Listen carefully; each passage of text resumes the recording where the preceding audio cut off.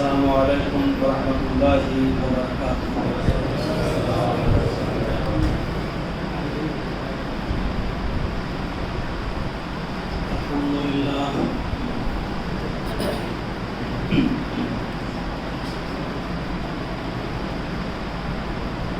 الحمد للہ نحمده ونستعینه ونستغفره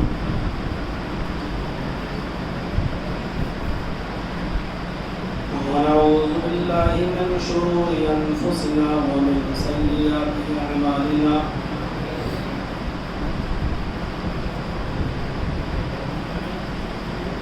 من يهده الله فلا مضل له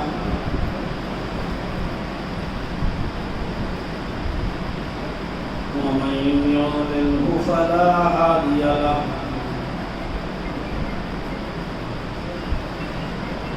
وأشهد أن لا إله إلا الله وحده لا شريك له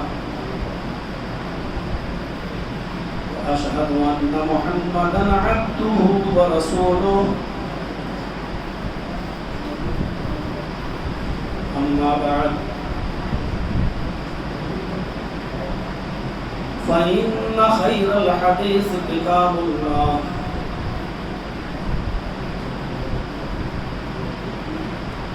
وخير الهدي هدي محمد صلى الله عليه وسلم وشر الأمور محدثاتها وكل محدثة بدعة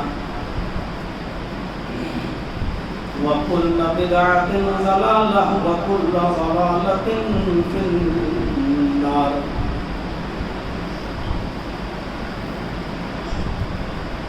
أعوذ بالله من الشيطان الرجيم، بسم الله الرحمن الرحيم۔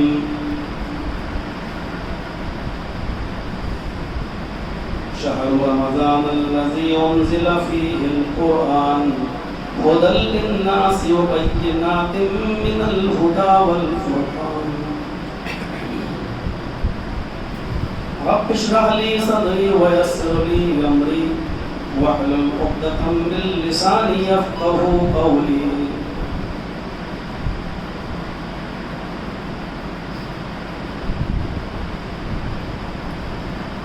فضیلت الشیخ حافظ عتیق الرحمن حفظہ اللہ، امیر صوبائی جمعیت اہل حدیث مشرقی یوپی،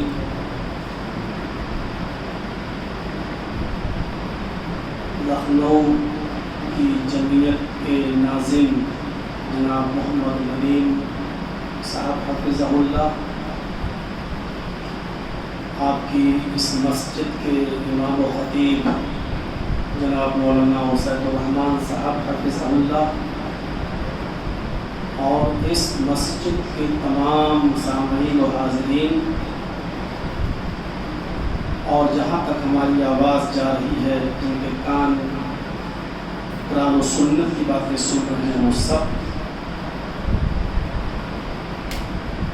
اللہ رب العالمین کا بہت بڑا شکر ہے اور اس کا احسان عظیم ہے کہ اس نے ہمیں اور آپ کو اپنے اس گھر میں بیٹھ کر قرآن و سنت کی باتیں سننے کا سنہرا موقع عطا فرمایا ہے۔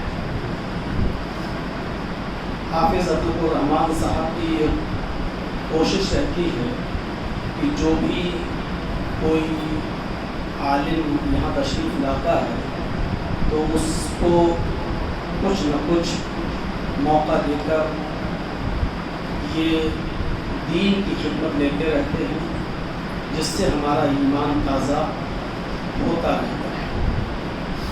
پہلے روزے کی تراویح میں نے اسی مسجد کے اندر ادا کی تھی، تو مجھے بھی کہا کہ آپ بھی تھوڑا سا 10-15 منٹ کا درس دے دیجئے، تو میں نے تقریباً آدھے گھنٹے کا درس دیا تھا، اور رمضان کے تعلق سے کچھ باتیں آپ کے سامنے پیش ہوئی تھی۔ میں جانتا ہوں کہ وہ سارے لوگ یہاں نہیں ہوں گے، کچھ لوگ اب دور دراز سے آئے ہوں گے۔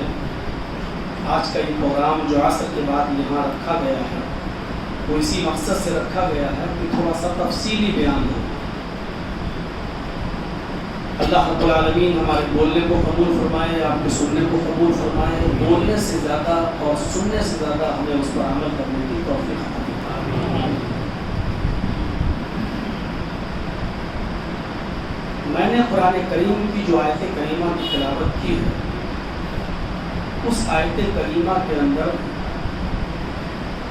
رمضان کا لفظ بھی موجود ہے اور قرآن کا لفظ بھی موجود ہے۔ ہم اور آپ یہ جانتے ہیں کہ رمضان یہ سب سے زیادہ بابرکت اور سب سے زیادہ مقدس مہینہ ہے، لیکن ہمیں یہ بھی جان لینا چاہیے کہ سب سے زیادہ بابرکت اور سب سے زیادہ مقدس یہ مہینہ ہے کیوں، اس کی وجہ کیا ہے، اس کا سبب کیا ہے۔ قرآن کریم میں جو آیت میں نے خطبہ مسنونہ کے بعد تلاوت کی ہے، اس کے اندر وہی ریزن بتایا ہے اس مہینے کی افضلیت کا، اس مہینے کے بڑا ہونے کا، بابرکت ہونے کا، معتبر ہونے کا۔ کہا کہ شہر رمضان الذی انزل فیہ القرآن، رمضان کا مہینہ وہ بابرکت مہینہ ہے کیونکہ اس مہینے کے اندر قرآن نازل کیا گیا۔ کتنا صاف اور شفاف الفاظ میں یہ بتایا گیا ہے کہ اس مہینے کو اعلیٰ اور ارفع اور بابرکت بنانے والی اگر کوئی کتاب ہے تو وہ قرآن ہے۔ اور آپ سرسری طور پر اگر ایک نظر ڈالیں، میں چند مثالیں آپ کو دیتا ہوں، ان مثالوں پر اگر آپ غور کریں گے تو آپ یہ دیکھیں گے کہ قرآن کی وجہ سے ہی ان کی اہمیت، ان کی فضیلت اور ان کا مقام اور مرتبہ بلند ہوا ہے۔ مکہ کے بارے میں قرآن میں پڑھیے تو مکہ تمام برائیوں کی جڑ تھا۔ حدیث کی کتابیں تو اس مکہ کو محمد رسول اللہ کی آمد سے پہلے ام الخبائث کا نام دیتی تھی۔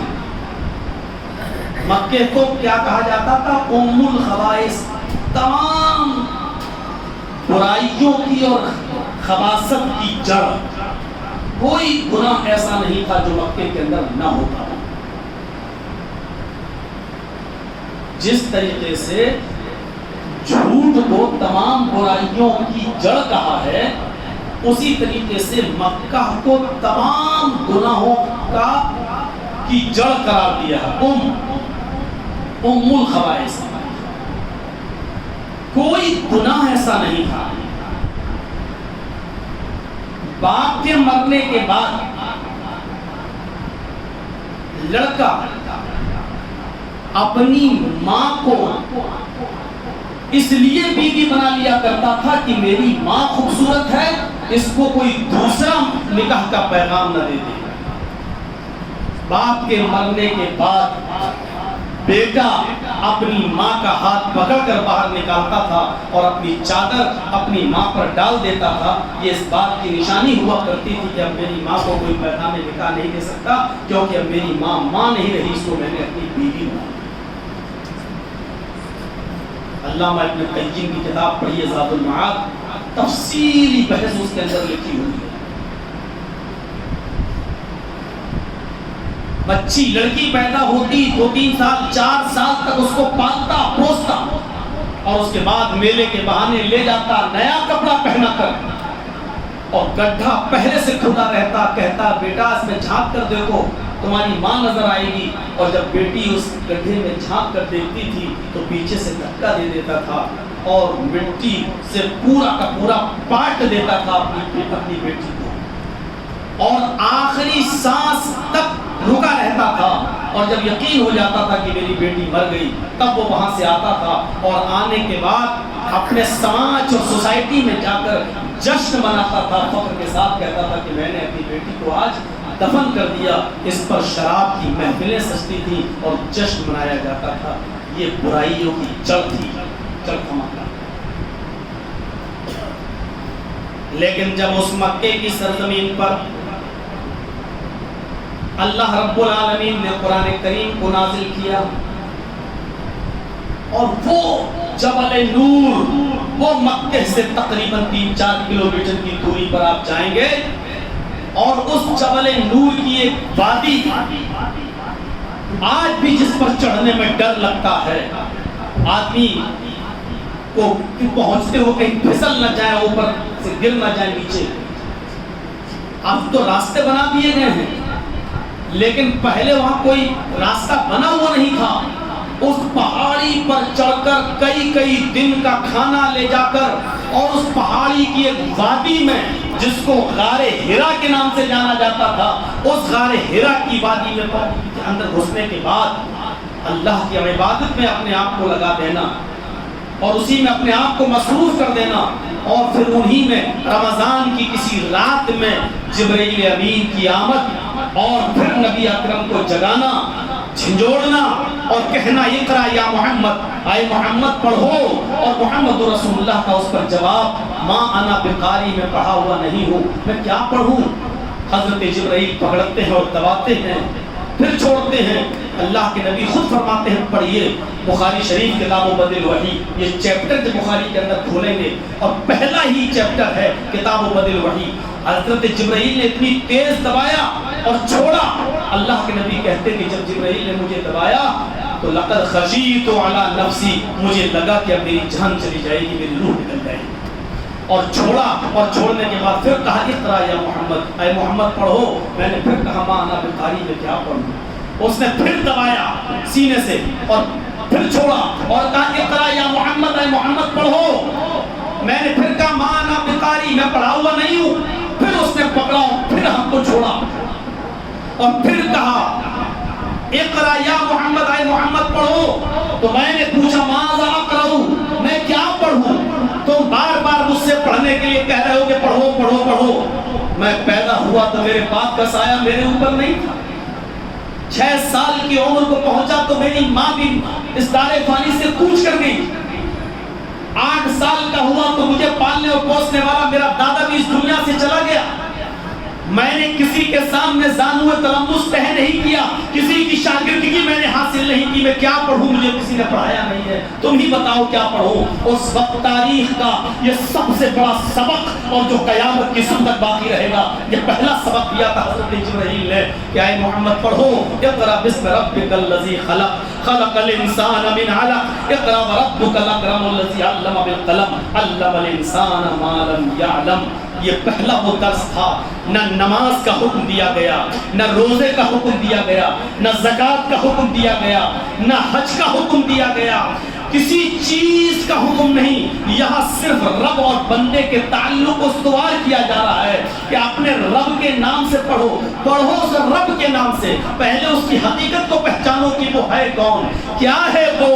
ایک اس دنیا میں چھوٹی سی سوئی اور ایک ماچس کی تیلی جب بغیر کسی بنانے والے کے وجود میں نہیں آ سکتی ہے تو یہ ساری دنیا اور دنیا کو چلانے کا نظام اور یہ سورج، یہ چاند، یہ ستارے، یہ سیارے اور پوری حکمت کے ساتھ اتنی ہی بارش جتنی ہمیں ضرورت ہے، اتنی ہی سورج کی گرمی جتنی ہمارے اناجوں کو ضرورت ہے اور جتنی ہمیں زندہ رکھ سکتی ہے جس کی حرارت۔ میرے بھائیوں، یہ سسٹم قدرت کا پہلے اس کو پہچانو، چونکہ یہ بات عرب کا ہر آدمی غور کر سکتا تھا، اس کے ذہن میں آ سکتی تھی۔ وہ بھیڑ و بکریوں کے چرانے والے اس بات کو جانتے تھے کہ ایک چھوٹی سی سوئی بھی جب بغیر کسی بنانے والے کے وجود میں نہیں آ سکتی تو اتنی بڑی کائنات بغیر کسی بنانے والے کے کیسے وجود میں آ سکتی ہے۔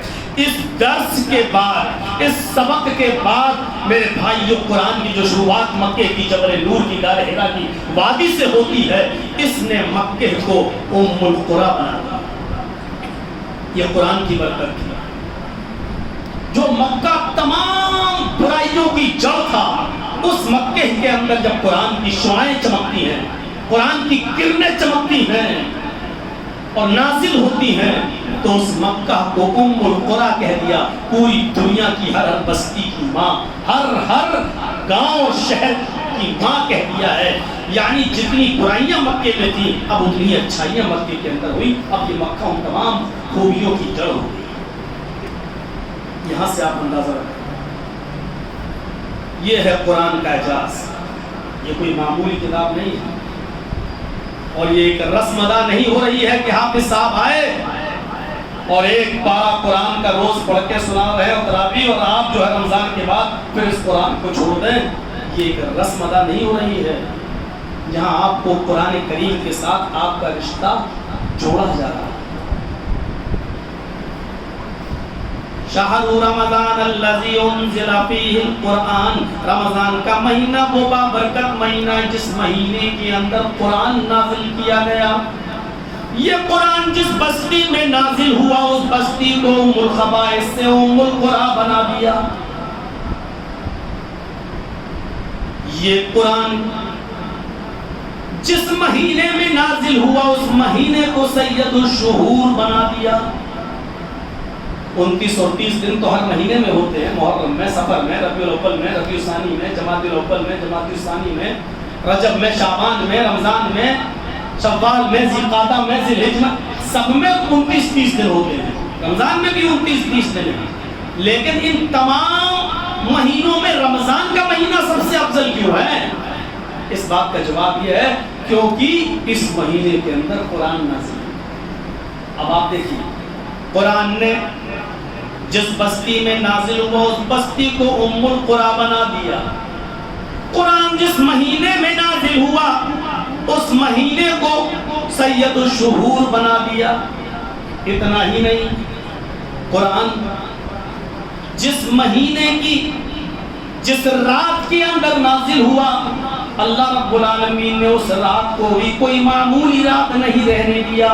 انا انزلناہ فی لیلۃ القدر وما ادراک ما لیلۃ القدر لیلۃ القدر خیر من الف شہر۔ ہم نے اس قرآن کریم کو لیلۃ القدر میں نازل کیا۔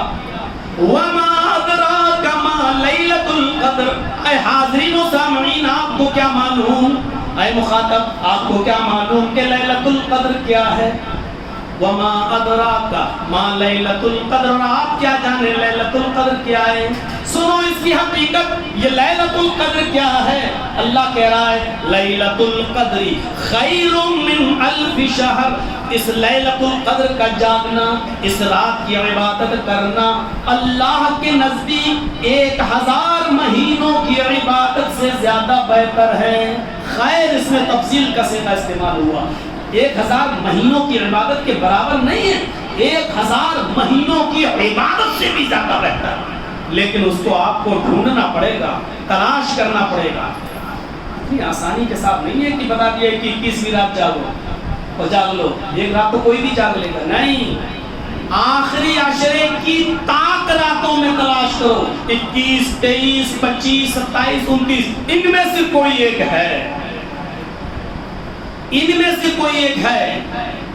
اور ان سب چیزوں پہ مت رہیے گا، اس رات کی ایک علامت ہے، تھوڑی برودت رہے گی، نمی رہے گی، ہلکی ہلکی بارش ہوگی۔ اب رمضان کے برسات کے مہینے میں 5 راتوں میں اگر ہلکی ہلکی بارش ہو تو آپ کیا کریں گے؟ اور رمضان کے مہینے میں مان لیجیے برسات کے مہینے میں رمضان آ جائے تو پھر آپ کیسے پہچانیں گے؟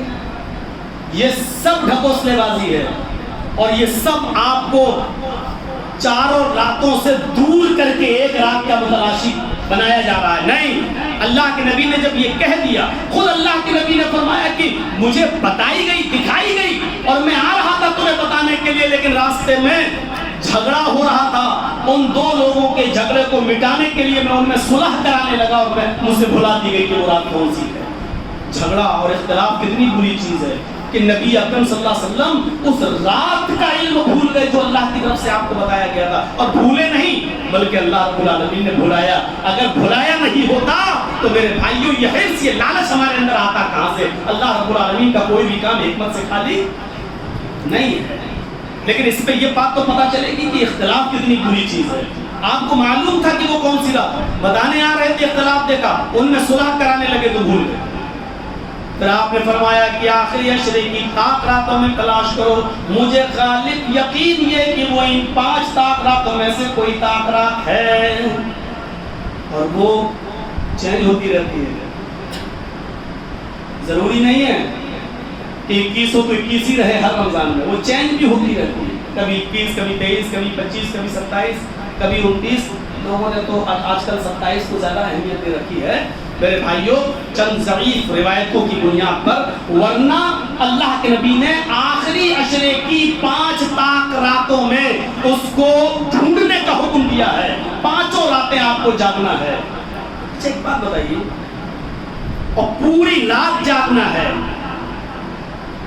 بہت سے لوگ رات کے 12 بجے تک سو لیں گے، تراویح کے بعد آرام کر رہیں گے، 12 بجے کے بعد رات میں پھر قرآن لے کے بیٹھیں گے۔ ان کو شاید یہ سمجھتے ہیں کہ وہ 12 بجے کے بعد آتی ہے، نہیں، افطار کے بعد سے شروع ہوتی ہے حتیٰ مطلع الفجر، فجر کے طلوع ہونے تک کبھی بھی آ سکتی ہے، اور وہ پوری رات عبادت کی ہے ضرور، لیکن پوری کی پوری رات آپ کو 1000 مہینوں کی عبادت سے بہتر نہیں ہے، بلکہ اس کا ایک لمحہ ہے، چند لمحے، 10 سیکنڈ 15 سیکنڈ کے لیے وہ وقت آتا ہے، بس آدھا گھنٹہ مان لو، پوری رات میں 10-15 سیکنڈ، 1 منٹ مان لو، 2 منٹ مان لو، بس 5 منٹ، اس سے زیادہ نہیں، اتنی دیر کے لیے وہ وقت آتا ہے۔ اس وقت میں، اتنی دیر میں، اس رات کے اس حصے میں اگر آپ اللہ کی عبادت کرتے ہوئے فرشتوں کو ملے، اور اللہ کو تمہیں اس حال میں ملے، اور فرشتوں نے تمہیں اس حال میں پایا، تو آپ کو 1000 مہینوں کی عبادت کا ثواب ملے گا۔ 11 بجے تک کھاتے رہیے کلچے نہاری اور کباب پراٹھا، اور 12 بجے کے بعد آئیے اور پھر کہیں اب قرآن لے کے بیٹھ جائیں گے تو معاف کیجیے گا، وہ رات جا سکتی ہے، وہ حصہ جا سکتا ہے۔ میں تو کل اپنے ساتھیوں کے ساتھ گیا تھا چوک کی طرف، یار کیا ہنگامہ مسلمانوں کا، یہ ہنگامہ دیکھ کر تو میں نے کہا تھا کہ اگر چیف منسٹر صاحب بھی یہاں سے گزر جائیں تو وہ دیکھ کر کہیں گے کہ مسلمان پریشان ہے ہی نہیں، تو خوب کھا پی رہا ہے، کون کہتا ہے کہ مسلمان پریشان ہے؟ مسلمان تو 1 منٹ کے لیے پریشان نہیں۔ ہماری حالت دیکھو، 3 بجے رات تک کباب پراٹھا چولہا پراٹھے میں قوم کھا رہے ہیں، اور پھر کوئی کہے کہ ہمیں یہ پریشان کر رہا، وہ پریشان کر رہا۔ یہ قوم پریشان نظر آتی نہیں ہے، چاہے کسی کی بھی سرکار رہے، کہ کہاں پریشان ہے۔ یہ حال رمضان کے مہینے میں ہمارا اور آپ کا، تراویح کے بعد جہاں فوراً بستر پکڑنا چاہیے، اور سحری میں اٹھنے کی تیاری کرنا چاہیے، فجر کی جماعت کی تیاری کرنا چاہیے، صبح سے پھر قرآن کی تلاوت میں مصروف ہونا چاہیے، وہ پوری کی پوری قوم آج رات کو لہو و لعب کے اندر گزار رہی ہے۔ میرے پیارے ساتھیوں، رمضان کا مہینہ بھی اگر ہم نے قدر نہیں کی تو رمضان کا مہینہ بھی ہمیں خیر و برکات سے نہیں نواز سکتا ہے۔ خیر و برکت ہمیں تب ملے گی جب ہم نبی اکرم کے بتائے ہوئے طریقے پر چلیں گے۔ ڈاکٹر کی دوا ہمیں تب فائدہ کرے گی جب ہم اس کے بتائے ہوئے طریقے پر کھائیں گے۔ اس امت کا سب سے بڑا ڈاکٹر جناب محمد رسول اللہ صلی اللہ علیہ وسلم ہے۔ انہوں نے ہمیں جو بتایا، جب تک ہم اس طریقے پر نہیں چلیں گے ہماری اصلاح نہیں ہوگی، ہمیں شفا بھی نہیں ملے گی۔ قرآن وہ کتاب ہے کہ جس شہر میں نازل ہو وہ ام القرى بن جائے، جس مہینے میں نازل ہو وہ سید الشہور بن جائے، جس رات میں نازل ہو وہ رات تمام راتوں کی سردار بن جائے۔ 1000 مہینے ڈیوائیڈ کرو، 1 سال میں 12 مہینے ہوتے ہیں، 12 سے 1000 مہینے کو ڈیوائیڈ کریے تو 83 سال اور کچھ مہینے، تقریباً 4 یا 5 مہینے بنیں گے۔ آپ کو ایک رات کی عبادت کا ثواب 83 سال اور 84 سال کے برابر مل رہا ہے، اور برابر نہیں، خیر من الف شہر، اس سے بھی زیادہ بہتر ہے۔ صحابہ کرام نے کہا اللہ کے نبی پہلے زمانے کی امتوں کی عمر کتنی لمبی ہوا کرتی تھی، ان کا اشارہ تھا نوح علیہ السلام کی طرف۔ دیکھیں نوح علیہ السلام 900 سال زندہ رہے، بہت سے لوگ 500 سال پہلے زمانے کی قومیں زندہ رہی، کوئی 400 سال، کوئی 300 سال۔ ہماری عمریں تو بہت کم ہے، اور آپ ہی نے بتایا ہے کہ میری امت کی عمریں 60 و 70 کے بیچ میں ہیں۔ بہت کم لوگ ایسے ہیں جو اس سے تجاوز کر جاتے ہیں اور 100 تک پہنچ جاتے ہیں۔ تو اے اللہ کے نبی، قیامت کے دن جنہوں نے 900 سال، 800 سال، 500 سال، 600 سال عبادتیں کی ہوں گی، اور ہم نے 60، 70، 80 سال، تو قیامت کے دن یہ لوگ ہم سے نیکیوں میں آگے ہوں گے، ہم سے نیکیوں میں آگے نکل جائیں گے، یہ جنت کے پہلے مستحق بن جائیں گے۔ ہمارے لیے دعا کریے اللہ تعالیٰ سے کہ اللہ ہماری عمروں کو بھی لمبا کر دے، تاکہ نیکیاں کر کے، عبادتیں کر کے ہم بھی ان کے مد مقابل پہنچ جائیں۔ اس موقع پر نبی اکرم صلی اللہ علیہ وسلم نے ان سے پوچھا، کیا تمہیں اللہ نے لیلۃ القدر نہیں دی؟ کیا تمہیں اللہ تعالیٰ نے لیلۃ القدر نہیں دی؟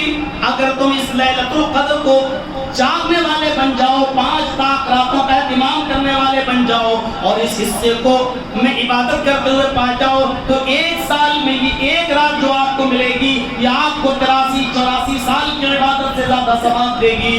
اور اگر آپ نے 60 سال کی زندگی گزاری تو کیلکولیٹ کر کے دیکھ لو، آپ نیکیوں میں پہلے زمانے کی امتوں سے آگے بڑھ جاؤ گے۔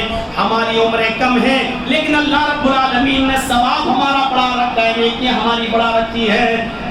شرط یہ ہے کہ اس کی قدر کرنے والا چاہیے، اس کی قدر کرنے والا چاہیے۔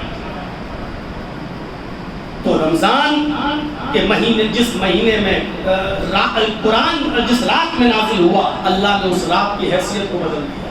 آئیے ایک اور چیز دیکھ لیں، یہ قرآن جو فرشتہ لے کر آیا، دیکھیے سارے نبیوں پر، جتنے بھی نبی اس دنیا میں آئے اور جن کو کتب سماوی دی گئی، تورات، زبور، انجیل وغیرہ، اور صحف ابراہیم ہے، صحف موسیٰ ہے، زبر الاولین وغیرہ جو صحیفے جن کو دیے گئے، یہ صحف اور یہ کتابیں جبرائیل ہی لائے۔ موسیٰ پر تورات جبرائیل ہی لائے، عیسیٰ پر انجیل جبرائیل ہی لے کر آئے، اللہ کی طرف سے نازل کرتا کتابیں۔ لیکن اس وقت تک، جب تک آدم سے لے کر عیسیٰ تک جبرائیل جس نبی کے پاس آئے، جو صحیفہ اور جو کتاب لے کر آئے، جبرائیل کی حیثیت صرف ایک فرشتے کی حیثیت تھی، معمولی فرشتے تھے، ایک عام فرشتوں سے زیادہ ان کی کوئی حیثیت نہیں تھی۔ لیکن جب اللہ رب العالمین نے قرآن دے کر جبرائیل امین کو بھیجا، اور یہ قرآن جب جناب محمد رسول اللہ صلی اللہ علیہ وسلم پر نازل ہوا، اور جبرائیل جب قرآن کی نورانی تعلیمات لے کر جبرائیل جب اللہ کے نبی صلی اللہ علیہ وسلم کے پاس آئے، تو اس قرآن کے نزول کی وجہ سے اور اس قرآن کو لانے کی وجہ سے اللہ رب العالمین نے جبرائیل کو سید الملائکہ، تمام فرشتوں کا سردار بنا دیا۔ یہاں سے اندازہ لگا سکتے ہیں قرآن یہ صرف نوٹنکی کے لیے نہیں آیا، کوئی مر جائے تب پڑھ لو بس، یا کوئی دکان کھولو تب پڑھ لو، اس کے بعد جھوٹ کا کاروبار کرو۔ میرے جملوں کو باہر جانے کے بعد کوئی توڑ مروڑ کر پیش نہ کرنا، یہ مت کہنا کہ مولانا نے یہ منع کر دیا، وہ منع کر دیا۔ میں منع نہیں کر رہا ہوں، میں یہ کہہ رہا ہوں کہ نوٹنکی کے لیے نہیں آیا قرآن۔ ایک بار دکان کھولی، گیا مکان بنایا، قرآن پڑھ لیا، اس کے بعد اس میں ٹی وی چلاؤ، گانے چلنے دو، اور اس کے اندر ہماری بیویاں اور بیٹیاں دیکھیں، ساس بھی کبھی بہو تھی، یہ سب ناٹک اس میں چلتے رہیں، اور کہو کہ اب تو ہمارے گھر میں کبھی شیطان آ ہی نہیں سکتا، کیونکہ ہم نے قرآن پڑھ لیا ہے، قرآن کی برکت نازل ہو گئی۔ اگر قرآن کریم کی کہ پڑھنے سے ایسی برکتیں اگر مل جاتی تو معاف کیجیے گا، اندرا گاندھی سب سے پہلے جنت میں جائے گی، کیونکہ اس کو جب گولیوں سے بھونا گیا اور مارا گیا تو تین بار قرآن پڑھے گئے، اس کی سمادھی پر 3 مرتبہ قرآن خوانی کی گئی۔ ضمیر فروش مولویوں نے 3 دفعہ قرآن پڑھا، جبکہ معلوم ہے کہ کوئی کافر چاہے جتنا اس پر قرآن پڑھا جائے اور بخشا جائے وہ بخشا نہیں جا سکتا، لیکن ضمیر فروش مولویوں کی کمی نہیں. آج بھی روپے اور پیسوں میں مسئلے بکتے ہیں، فتوے بکتے ہیں، آج بھی آپ دیکھ سکتے ہیں. تو میرے بھائیوں میں کہنا یہ چاہ رہا ہوں کہ نوٹنکی نہیں ہونی چاہیے اس قرآن کے ساتھ. قرآن جب جبرائیل لے کر آئے تو قرآن کی برکت سے اللہ رب العالمین نے جبرائیل کو سید الملائکہ بنا دیا. اچھا سنیے، آدم سے لے کر محمد رسول اللہ تک جتنے بھی نبی آئے وہ صرف نبی تھے، پیغمبر تھے. اور سارے نبی کی الگ بات ہے کہ کسی کا مقام کسی سے بڑا حق ہو سکتا ہے. فضلناہم علی بعض، ہم نے بعض کو بعض پر فضیلت دی ہے، ٹھیک ہے مانتا ہوں. لیکن جب جبریل یہ قرآن جناب محمد رسول اللہ صلی اللہ علیہ وسلم پر نازل کرتے ہیں، نزل علی محمد، یہ قرآن جب محمد رسول اللہ پر اتارا گیا، جب اللہ کے نبی صلی اللہ علیہ وسلم کے قلب اطہر پر یہ قرآن کی آیتیں نازل کی گئی، تو اس قرآن کی برکت سے اللہ نے محمد رسول اللہ کو ایک معمولی نبی نہیں رہنے دیا، بلکہ سید الانبیاء بنا دیا، تمام نبیوں کا سردار، تمام پیغمبروں کا سردار. قرآن کو جو قوم پڑھتی ہے اور اس پر ایمان لاتی ہے وہ خیر امت ہو جاتی ہے. کنتم خیر امت اخرجت للناس، مومنوں تم سب سے بہتر امت ہو، اس لیے کہ تم قرآن میں جن چیزوں کا حکم دیا گیا ان کا حکم دیتے ہو، اور جن چیزوں سے روکا گیا تم اس سے روکتے ہو. آئیے ایک اور چیز بتا دوں، دنیا میں بہت سی علوم ہیں، science, technology, physics, chemistry, bio, بہت سے سبجیکٹ دنیا میں پڑھائے جاتے ہیں. کوئی تعلیم بری نہیں ہے، ہر تعلیم اچھی ہے اور پڑھنا چاہیے اگر وہ اچھے مقصد سے پڑھی جا رہی ہے. چھری کا بنانا برا نہیں ہے اگر اس چھری کے بنانے کی نیت یہ ہو کہ اس سے سبزی کاٹی جائے، پیاز کاٹی جائے، گاجر اور مولی کاٹی جائے. یہ چھری کا بنانا اس وقت ناجائز ہو جاتا ہے جب اس کا مقصد یہ ہو کہ ہم کسی کا مرڈر کریں اور کسی کا قتل کریں. تعلیم کوئی بری نہیں ہے، ہر تعلیم اچھی ہے، بشرط یہ کہ ہماری نیت اچھی ہونی چاہیے. لیکن قرآن کریم ایک ایسی کتاب ہے جس کے بارے میں اللہ کے نبی صلی اللہ علیہ وسلم نے فرمایا خیرکم من تعلم القرآن وعلمہ، دنیا میں سب سے بہتر لوگ وہ ہیں. یہ کوئی معمولی آدمی نہیں کہہ رہا ہے، یہ شخصیت محمد رسول اللہ کی ہے. اور کیا فرما رہے ہیں اللہ کے نبی؟ خیرکم من تعلم القرآن وعلمہ، تم میں سب سے بہتر، سب سے اچھے لوگ وہ ہیں جو قرآن کو خود سیکھتے ہیں اور دوسروں کو سکھاتے ہیں. علوم کوئی برے نہیں ہیں، سب اچھے ہیں، لیکن دنیا میں سب سے بہتر لوگ وہ ہیں جو قرآن کو سیکھتے ہیں اور دوسروں کو سکھاتے ہیں. بایو پڑھیں گے بایو ملے گی، کیمسٹری پڑھیں گے کیمسٹری ملے گی. آپ جو کتاب پڑھیں گے اس میں آپ کو ایک فن ملے گا، لیکن قرآن ایک ایسی کتاب ہے اس میں سائنس بھی ملے گی، اس میں آپ کو جغرافیہ بھی ملے گا، اس میں آپ کو تاریخ بھی ملے گی. جو شخص جس فن کا ماہر ہے، ایکسپرٹ ہے جس فن کے اندر، وہ قرآن کو جب پڑھتا ہے تو معاف کیجئے گا وہ وہی چیزیں قرآن میں تلاش کرنے لگتا ہے. ایک عیسائی کرسچن پادری نے کتاب لکھی ہے اسلام، قرآن، بائبل اور سائنس.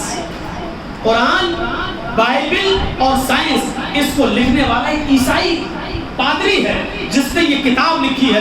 بہت بڑا سائنٹسٹ تھا، اس نے ثابت کیا ہے آج کی موجودہ سائنس اور دنیاوی سائنس کو کہ جب موازنہ کیا ہے اور قرآن کو رکھا ہے تو اس نے کہا کہ قرآن ایک سائنٹیفک بک ہے، قرآن ایک سائنٹیفک کتاب ہے.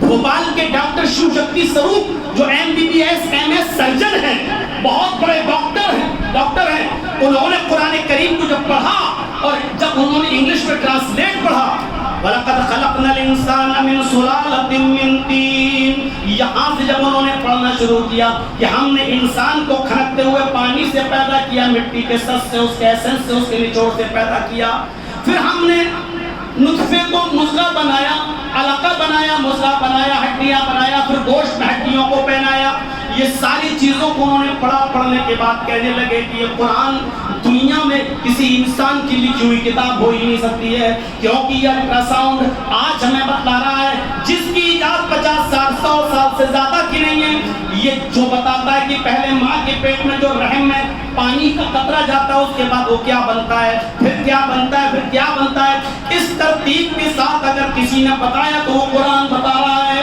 اور قرآن 1400 سال پہلے نازل کی ہوئی کتاب ہے۔ محمد رسول اللہ کسی یونیورسٹی میں پڑھے نہیں تھے، کسی کالج میں پڑھے نہیں تھے، وہ تو الف با تا بھی کہیں نہیں پڑھنے گئے تھے، ABCD بھی ان کو کسی نے نہیں پڑھایا۔ پھر محمد رسول اللہ نے اگر یہ کتاب خود لکھ لی ہوتی تو اتنی بڑی سائنس ان کو کیسے معلوم ہو گئی؟ ڈاکٹر شیو شکتی سروپ اسی وقت اسلام لاتا ہے اور اس کا آج نام اسلام الحق ہے۔ اس کی بیوی کا نام جو پہلے سرسوتی تھا آج خدیجہ ہے، اور اس کی بیٹی کا نام عائشہ ہے۔ ہماری ماں بہن بیٹیاں کیا پردہ کریں گی جو آج اسلام الحق کی بیٹی MBBS کرنے بھوپال کے میڈیکل کالج میں جب جاتی ہے تو حجاب کے ساتھ ہاتھوں میں ساکس اور پیروں میں ہاتھوں میں آپ کے پیروں میں ساکس پہن کر اور ہاتھوں میں گلوز پہن کر جا رہی ہے، اور اس کا چہرہ کوئی نہیں، اور وہ پڑھ رہی ہے حجاب کے ساتھ MBBS کر چکی ہے، اب وہ MS وہ بھی کر رہی ہے۔ تو میرے بھائیوں، ہماری ماں بہن بیٹیاں کیا پردہ کریں گی؟ اور 20 رمضان گزرنے دیجئے، ساری اوریانیت و بے پردگی کا بازار آپ کو اسی خطرہ میں نظر آئے گا، آپ کسی علاقے میں نظر آئے گا۔ یہاں ہنس رہے ہو، دانت پھاڑ رہے ہیں، دانت پھاڑنے والوں سنو، یہ ہماری اپنی بیٹیاں ہوں گی، ہماری اپنی بہنیں ہوں گی، اس لیے ہنسنا اور دانت پھاڑنے کے بجائے اگر ہم ان پر کنٹرول کرنے والے بنتے تو آج کرناٹک جیسے حجاب کے ملک ہمارے یہاں نہیں ہوتے، اس پر بابلہ نہیں ہوتا۔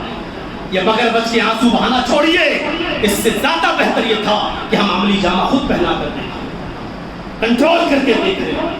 یہ گھڑیال کے آنسو سب بہا لیتے ہیں اور 2-4 دن کے بعد سب آنسو بند ہو جاتے ہیں، وہ اپنے مقصد میں کامیاب ہو جاتے ہیں۔ ہم جو جس فن کا ماہر ہے اس کو قرآن اسی فن کی کتاب نظر آتی ہے۔ کوئی تاریخ کا ماہر ہو، ہسٹری، تو وہ قرآن پڑھتا ہے، اس کو تاریخ کے تمام صفحات الٹنے کی ضرورت نہیں، پھر اس کو قرآن میں وہ ماضی و پاسٹ کی تاریخ ملتی چلی جاتی ہے۔ قرآن ایک ایسی کتاب ہے۔ پھر سے ایک سرسری طور پر دیکھ لیجئے، قرآن جس بستی میں نازل ہوا وہ بستی تمام بستیوں کی سردار بن گئی۔ قرآن جس مہینے میں نازل ہوا وہ سید الشہور تمام مہینوں کا سردار بن گیا۔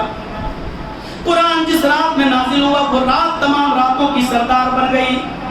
قرآن جو فرشتہ لے کر آیا وہ فرشتہ تمام فرشتوں کا سردار بن گیا۔ قرآن جس نبی پر نازل ہوا وہ نبی تمام پیغمبروں کے سردار، تمام انبیاء کے سردار بن گئے۔ قرآن جس قوم نے پڑھا وہ تمام قوموں کی سردار بن گئی۔ قرآن جو پڑھتے ہیں، سیکھتے ہیں اور سکھاتے ہیں وہ دنیا کے سب سے بہترین مخلوق ہے، ان سے اچھا کوئی نہیں۔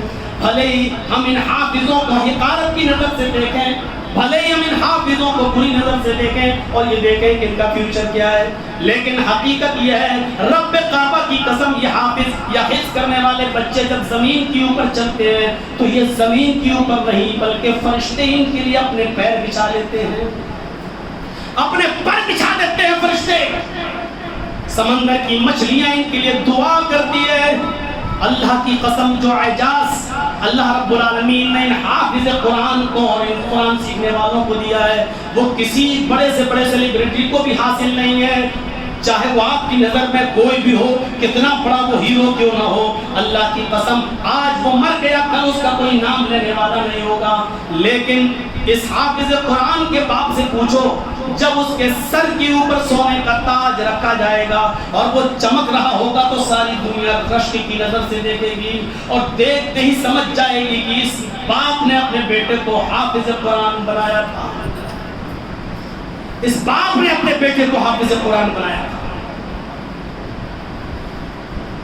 روزے کا نمبر تو بعد میں آتا ہے، پہلے یہ دیکھیں کہ قرآن کے ساتھ ہمارا ربط کیا ہے، قرآن کے ساتھ ہمارا ناطہ کیا ہے۔ حضرت عمر فاروق رضی اللہ تعالیٰ عنہ کی مجلس شورا جب بیٹھا کرتی تھی اور آپ جب مشورہ کیا کرتے تھے تو حضرت عبداللہ ابن عباس جن کی عمر بہت کم تھی، 7-8 سال کی عمر تھی، وہ ان کی مجلس میں بیٹھا کرتے تھے۔ بڑے بڑے صحابہ نے اعتراض کیا، امیر المومنین آپ کی مجلس میں یہ کیسے آتے ہیں، یہ ان کو آپ کیوں بٹھاتے ہیں؟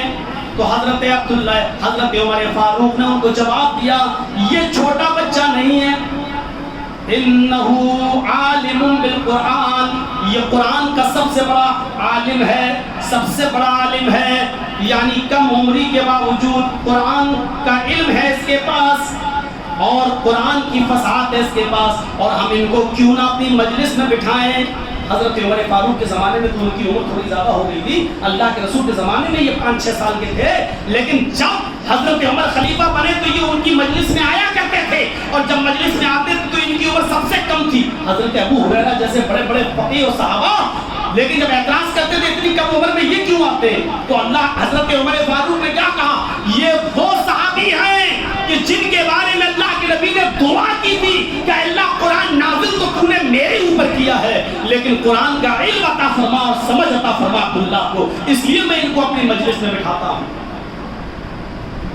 نافع ابن عبد الحارث الخزائی یہ مکے کے گورنر تھے، مسلم پڑھی، حضرت عمر فاروق سے ملنے کے لیے یہ مدینے چلے گئے۔ حضرت عمر نے جب نافع ابن عبد الحارث الخزائی کو دیکھا تو کھڑے ہو گئے اور کہا کہ آئے نافع ادھر آؤ، تم ہم سے ملنے چلے آئے ہو؟ جی۔ پھر مکے کا والی کس کو بنایا، مکے کا ذمہ دار کس کو بنا کر آئے ہو، مکے کی باغ ڈور کس کو سونپ کر آئے ہو؟ میں نے تو تمہیں مکے کا گورنر بنایا تھا۔ پھر مکے کی حکومت، مکے کی باغ ڈور کس کو سونپا ہے آپ نے؟ نافع ابن عبد الحارث الخزائی کہتے ہیں امیر المومنین میں نے مکہ کا گورنر اور مکہ کا والی اپنے آزاد کردہ غلام ابن ابزہ کو بنایا ہے، میں اس کو بنا کر آیا ہوں۔ حضرت عمر کی آنکھیں اور سرخ ہو گئی، تم نے اپنے آزاد کردہ غلام کو بنا دیا، ایسی کیا خوبی دیکھی تم نے اپنے غلام کے اندر، وہ بھی آزاد کردہ غلام کے اندر، اور تم اس کو اتنی بڑی باغ ڈور دے کے چلے آئے ہو، مکے کی پوری ذمہ داری سونپ کے چلے آئے ہو، کیا خوبی دیکھی؟ تو حضرت نافع بن عبد الحارث الخزائی نے جو جواب دیا مسلم شریف کی حدیث میں آج بھی لکھا ہوا ہے، انہو عالم بالقرآن، انہو قاری بکتاب اللہ وعالم بالفرائض۔ میں نے مکے کا گورنر ابن ابزہ کو اپنے آزاد کردہ غلام کو اس لیے بنایا ہے کیونکہ وہ اللہ کی کتاب قرآن کے سب سے بڑے قاری ہیں، اس کو اچھا پڑھنے والے ہیں، وعالم بالفرائض، اور فرائض کے بہت بڑے عالم ہیں، کس کا کتنا حق ہے زمین و جائیداد کے اندر، بیٹی کا حق کتنا ہے، بیٹے کا کتنا ہے، ماں کا کتنا ہے، بہن کا کتنا ہے، اس معاملے میں وہ بہت زیادہ ماہر ہیں، فرائض کا علم رکھتے ہیں۔ میں ان کو آزاد کردہ غلام کو مکے کا گورنر بنا کر آیا ہوں۔ تو حضرت عمر نے جب یہ سنا تو چپ ہو گئے اور فرمایا اب میں تم سے کچھ نہیں کہوں گا، کیونکہ میں نے محمد رسول اللہ کو یہ فرماتے ہوئے سنا ہے، اللہ کے نبی کو یہ فرماتے ہوئے سنا ہے کہ ان اللہ یرفع بہذا الکتاب اقواما ویضع بہ الاخرین۔ اللہ رب العالمین اسی قرآن کی وجہ سے بہت سی قوموں کو عزت دیتا ہے، جو اس پر عمل کرتی ہے تو ان کو عزت دیتا ہے، اور جب اس پر عمل کرنا چھوڑ دیتی ہیں تو اللہ رب العالمین اس قرآن کو چھوڑنے کی وجہ سے ان قوموں کو ذلیل و رسوا کر دیتا ہے۔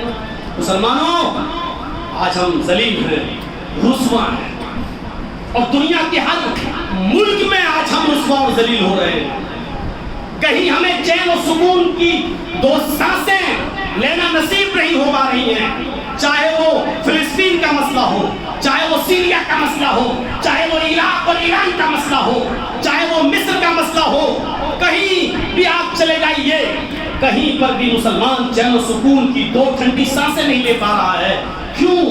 ریزن تلاش کرو، وَيَضَعُ بِهِ الْآخِرِينَ۔ کہیں ایسا تو نہیں کہ اس قرآن کریم پر ہم نے عمل کرنا چھوڑ دیا ہے، اس کی تعلیمات سے ہم دستبردار ہو گئے ہیں، رسمی محبت ہمیں رہ گئی ہے لیکن عملی محبت سے ہم کوسوں دور ہوتے چلے۔ یہ قرآن آج بھی وہی ہے جو 1400 سال پہلے تھا اور آج بھی وہی اعلان کر رہا ہے، وَإِن كُنتُمْ فِي رَيْبٍ مِّمَّا نَزَّلْنَا عَلَىٰ عَبْدِنَا فَأْتُوا بِسُورَةٍ مِّن مِّثْلِهِ۔ اگر تمہیں اس قرآن کے بارے میں ذرہ برابر بھی شک ہے، سرسوں کے دانے کے برابر بھی اگر شک ہے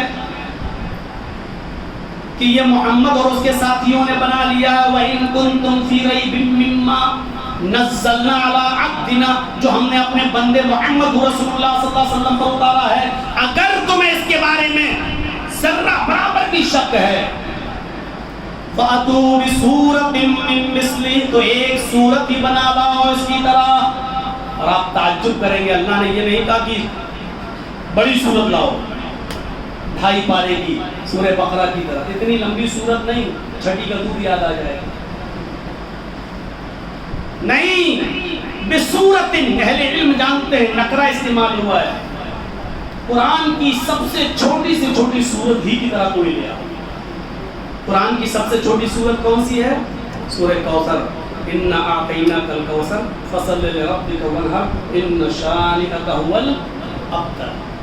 قرآن یہ کہہ رہا ہے کہ اگر تمہیں اس قرآن کے بارے میں شک ہے تو جاؤ اس جیسی سب سے چھوٹی سورت کی طرح ہی کوئی سورت بنا لاؤ۔ 1400 سال سے زیادہ کا عرصہ گزر چکا ہے، اب تک اس چیلنج کو کسی نے قبول نہیں کیا، جبکہ مصر میں آج بھی یہود و نصارہ عربی بولنے والے ہیں، عراق میں آج بھی مجوسی اور یہودی عربی بولتے ہیں، ملک شام میں عیسائی آج بھی عربی بولنے والے ہیں، بلکہ المصباح کو چھوڑ دیجئے تو المنجد جیسی ڈکشنری، المنجد جیسی لغت بھی کسی مسلمان نے نہیں بلکہ کسی عیسائی اور یہودی عالم ہی کی لکھی ہوئی کتاب، جو آج عربی مدرسوں میں ہم جیسے لوگ ان کو دیکھ کر مسئلے حل کرتے ہیں، یہ لکھنے والے بھی یہودی اور عیسائی لوگ ہیں۔ اتنی بڑی بڑی ڈکشنریاں عربی میں لغتیں لکھ ڈالی، لیکن آج تک قرآن کی صاحب کا چیلنج قبول نہیں کر سکے۔ آج بھی وہ پست ہیں، جھکے ہوئے ہیں، لیکن قرآن کی طرح کوئی صورت نہیں بنا پائے۔ رسمی محبت چھوڑیے، کسی کے مر جانے تک محدود مت کریے، نئی دکان اور نئے مکان اور نئے آفس تک محدود مت رکھیے، اپنی عملی زندگی کے اندر اس کو اپنائیے، یہ کتاب آپ کی زندگی بدل دے گی، آپ کی زندگی بدل دے گی، جیسے ڈاکٹر شیو شکتی سروپ کی بدلی اور آج وہ اسلام اٹھا ہے۔ میرے پیارے ساتھیوں، اس کتاب سے ہمیں اپنا رشتہ جوڑنا ہے۔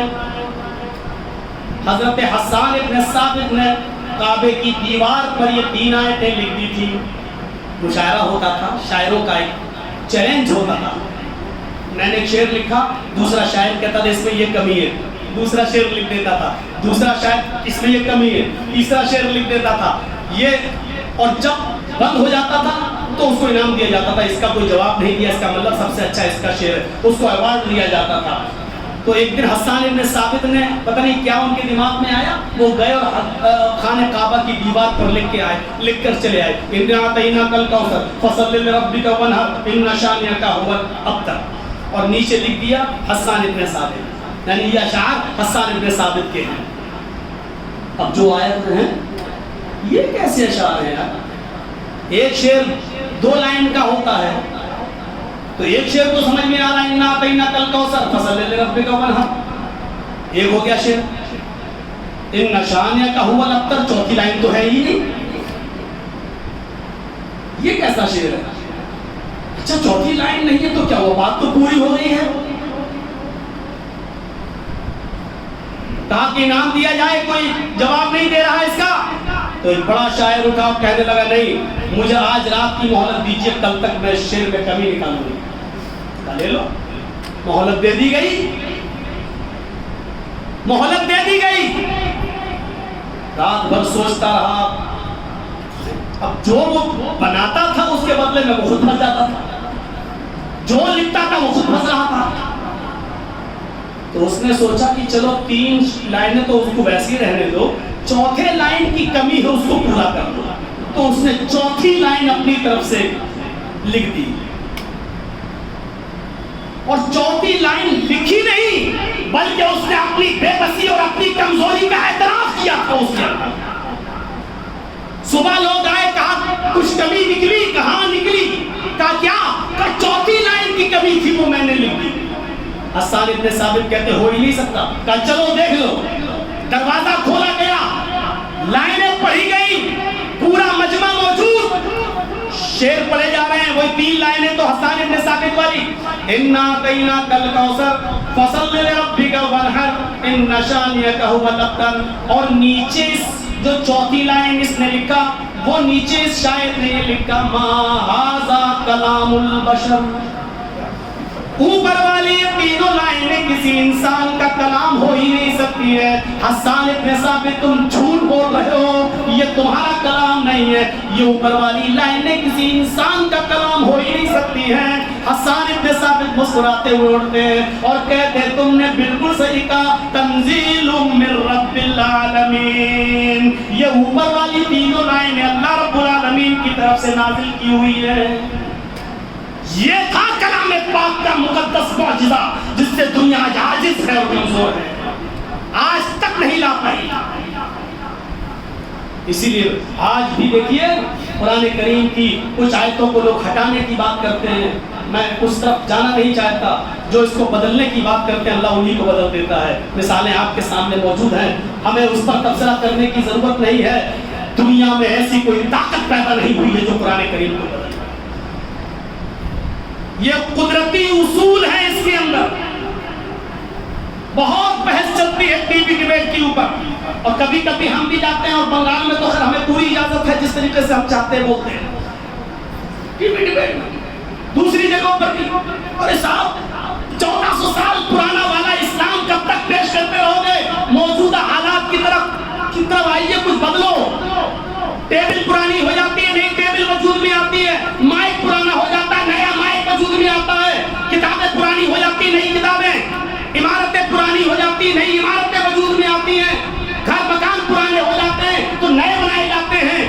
وہی 1400 سال گھسے پٹے مسائل تم بتاتے چلے جا رہے ہو، چور کے ہاتھ کاٹ دو، زناکار زانی کو پتھروں سے مار مار کے سنسار کر دو۔ ارے موجودہ حالات کے تحت کچھ بدلو، لیٹسٹ پن لائیے، نیا پن لائیے، ماڈرن پن لائیے۔ اور اس کا جواب ہمیں میڈیا والوں کو دینا پڑتا ہے اس موقع پر کہ دنیا میں دنیاوی چیزیں ہو تو ہم ان کو بدلیں، اور دنیا میں کسی نے بنایا ہو تو ہم اس کو بدلیں، لیکن اسلام تو قدرتی نظام ہے، قدرتی چیزیں نہیں بدلتی ہیں۔ میز انسان بناتا ہے، انسان کی بنائی ہوئی چیز بدل سکتی ہے، مکان انسان بناتا ہے، پرانا ہو جائے تو نیا، لیکن اسلام انسان کا بنایا ہوا نہیں ہے، یہ قدرت کی طرف سے نازل کیا ہوا مذہب ہے جو چینج نہیں ہو سکتا ہے۔ پھر اس نے بحث کی نہیں، اس کے اندر کچھ ماڈرن پن آنا چاہیے، ہر پرانی چیز کی جگہ نئی چیز آتی ہے۔ تو پھر میں نے وہاں مثال دی، میں نے کہا سورج ہمیشہ پورب سے نکلتا ہے اور پشچم میں ڈوبتا ہے، یہ اصول، یہ ضابطہ، یہ قانون بہت پرانا ہو چکا ہے۔ اب شاید آپ کی کھوپڑی یہ چاہے گی کہ آپ پشچم سے نکلنا چاہیے اور پورب میں ڈوبنا چاہیے۔ میں نے کہا اس میڈیا والے سے کہ آم کے پیڑ سے آم اور انگور کی بیل میں انگور، لوکی سے لوکی اور تربوز سے تربوز پیدا ہوتا ہے، اور یہ قانون بہت پرانا ہو چکا ہے۔ اب اس قانون کو بدلنا چاہیے، اب نئے قانون کی ضرورت ہے، اب آم سے امرود اور امرود سے انگور پیدا ہونا چاہیے۔ ماں کے پیٹ سے پہلے بچہ پیدا ہوتا تھا، پھر جوان ہوتا اور پھر بوڑھا ہو کر ایک اپنی عمر گزار کر انتقال کر جاتا۔ یہ سسٹم بھی بہت پرانا ہو چکا ہے۔ میں نے کہا میڈیا والوں اس سسٹم کو بدلو اور کہو کہ چینج کرو۔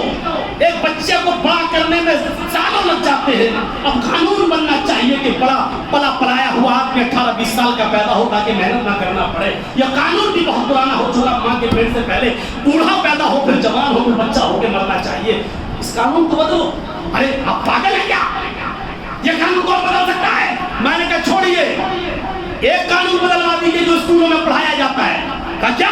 میں نے کہا 2-2 4 اور 4-4 8 یہ شروع سے لے کے اب تک پڑھایا جاتا رہا ہے اور آج بھی پڑھایا جاتا رہا ہے۔ اسکولوں میں جا کے ٹیچروں سے کہو کہ اس سسٹم کو بدلو، میتھمیٹکس کے اس اصول کو بدلو، اور اب 2-2 3 اور 3-3 5 پڑھاؤ۔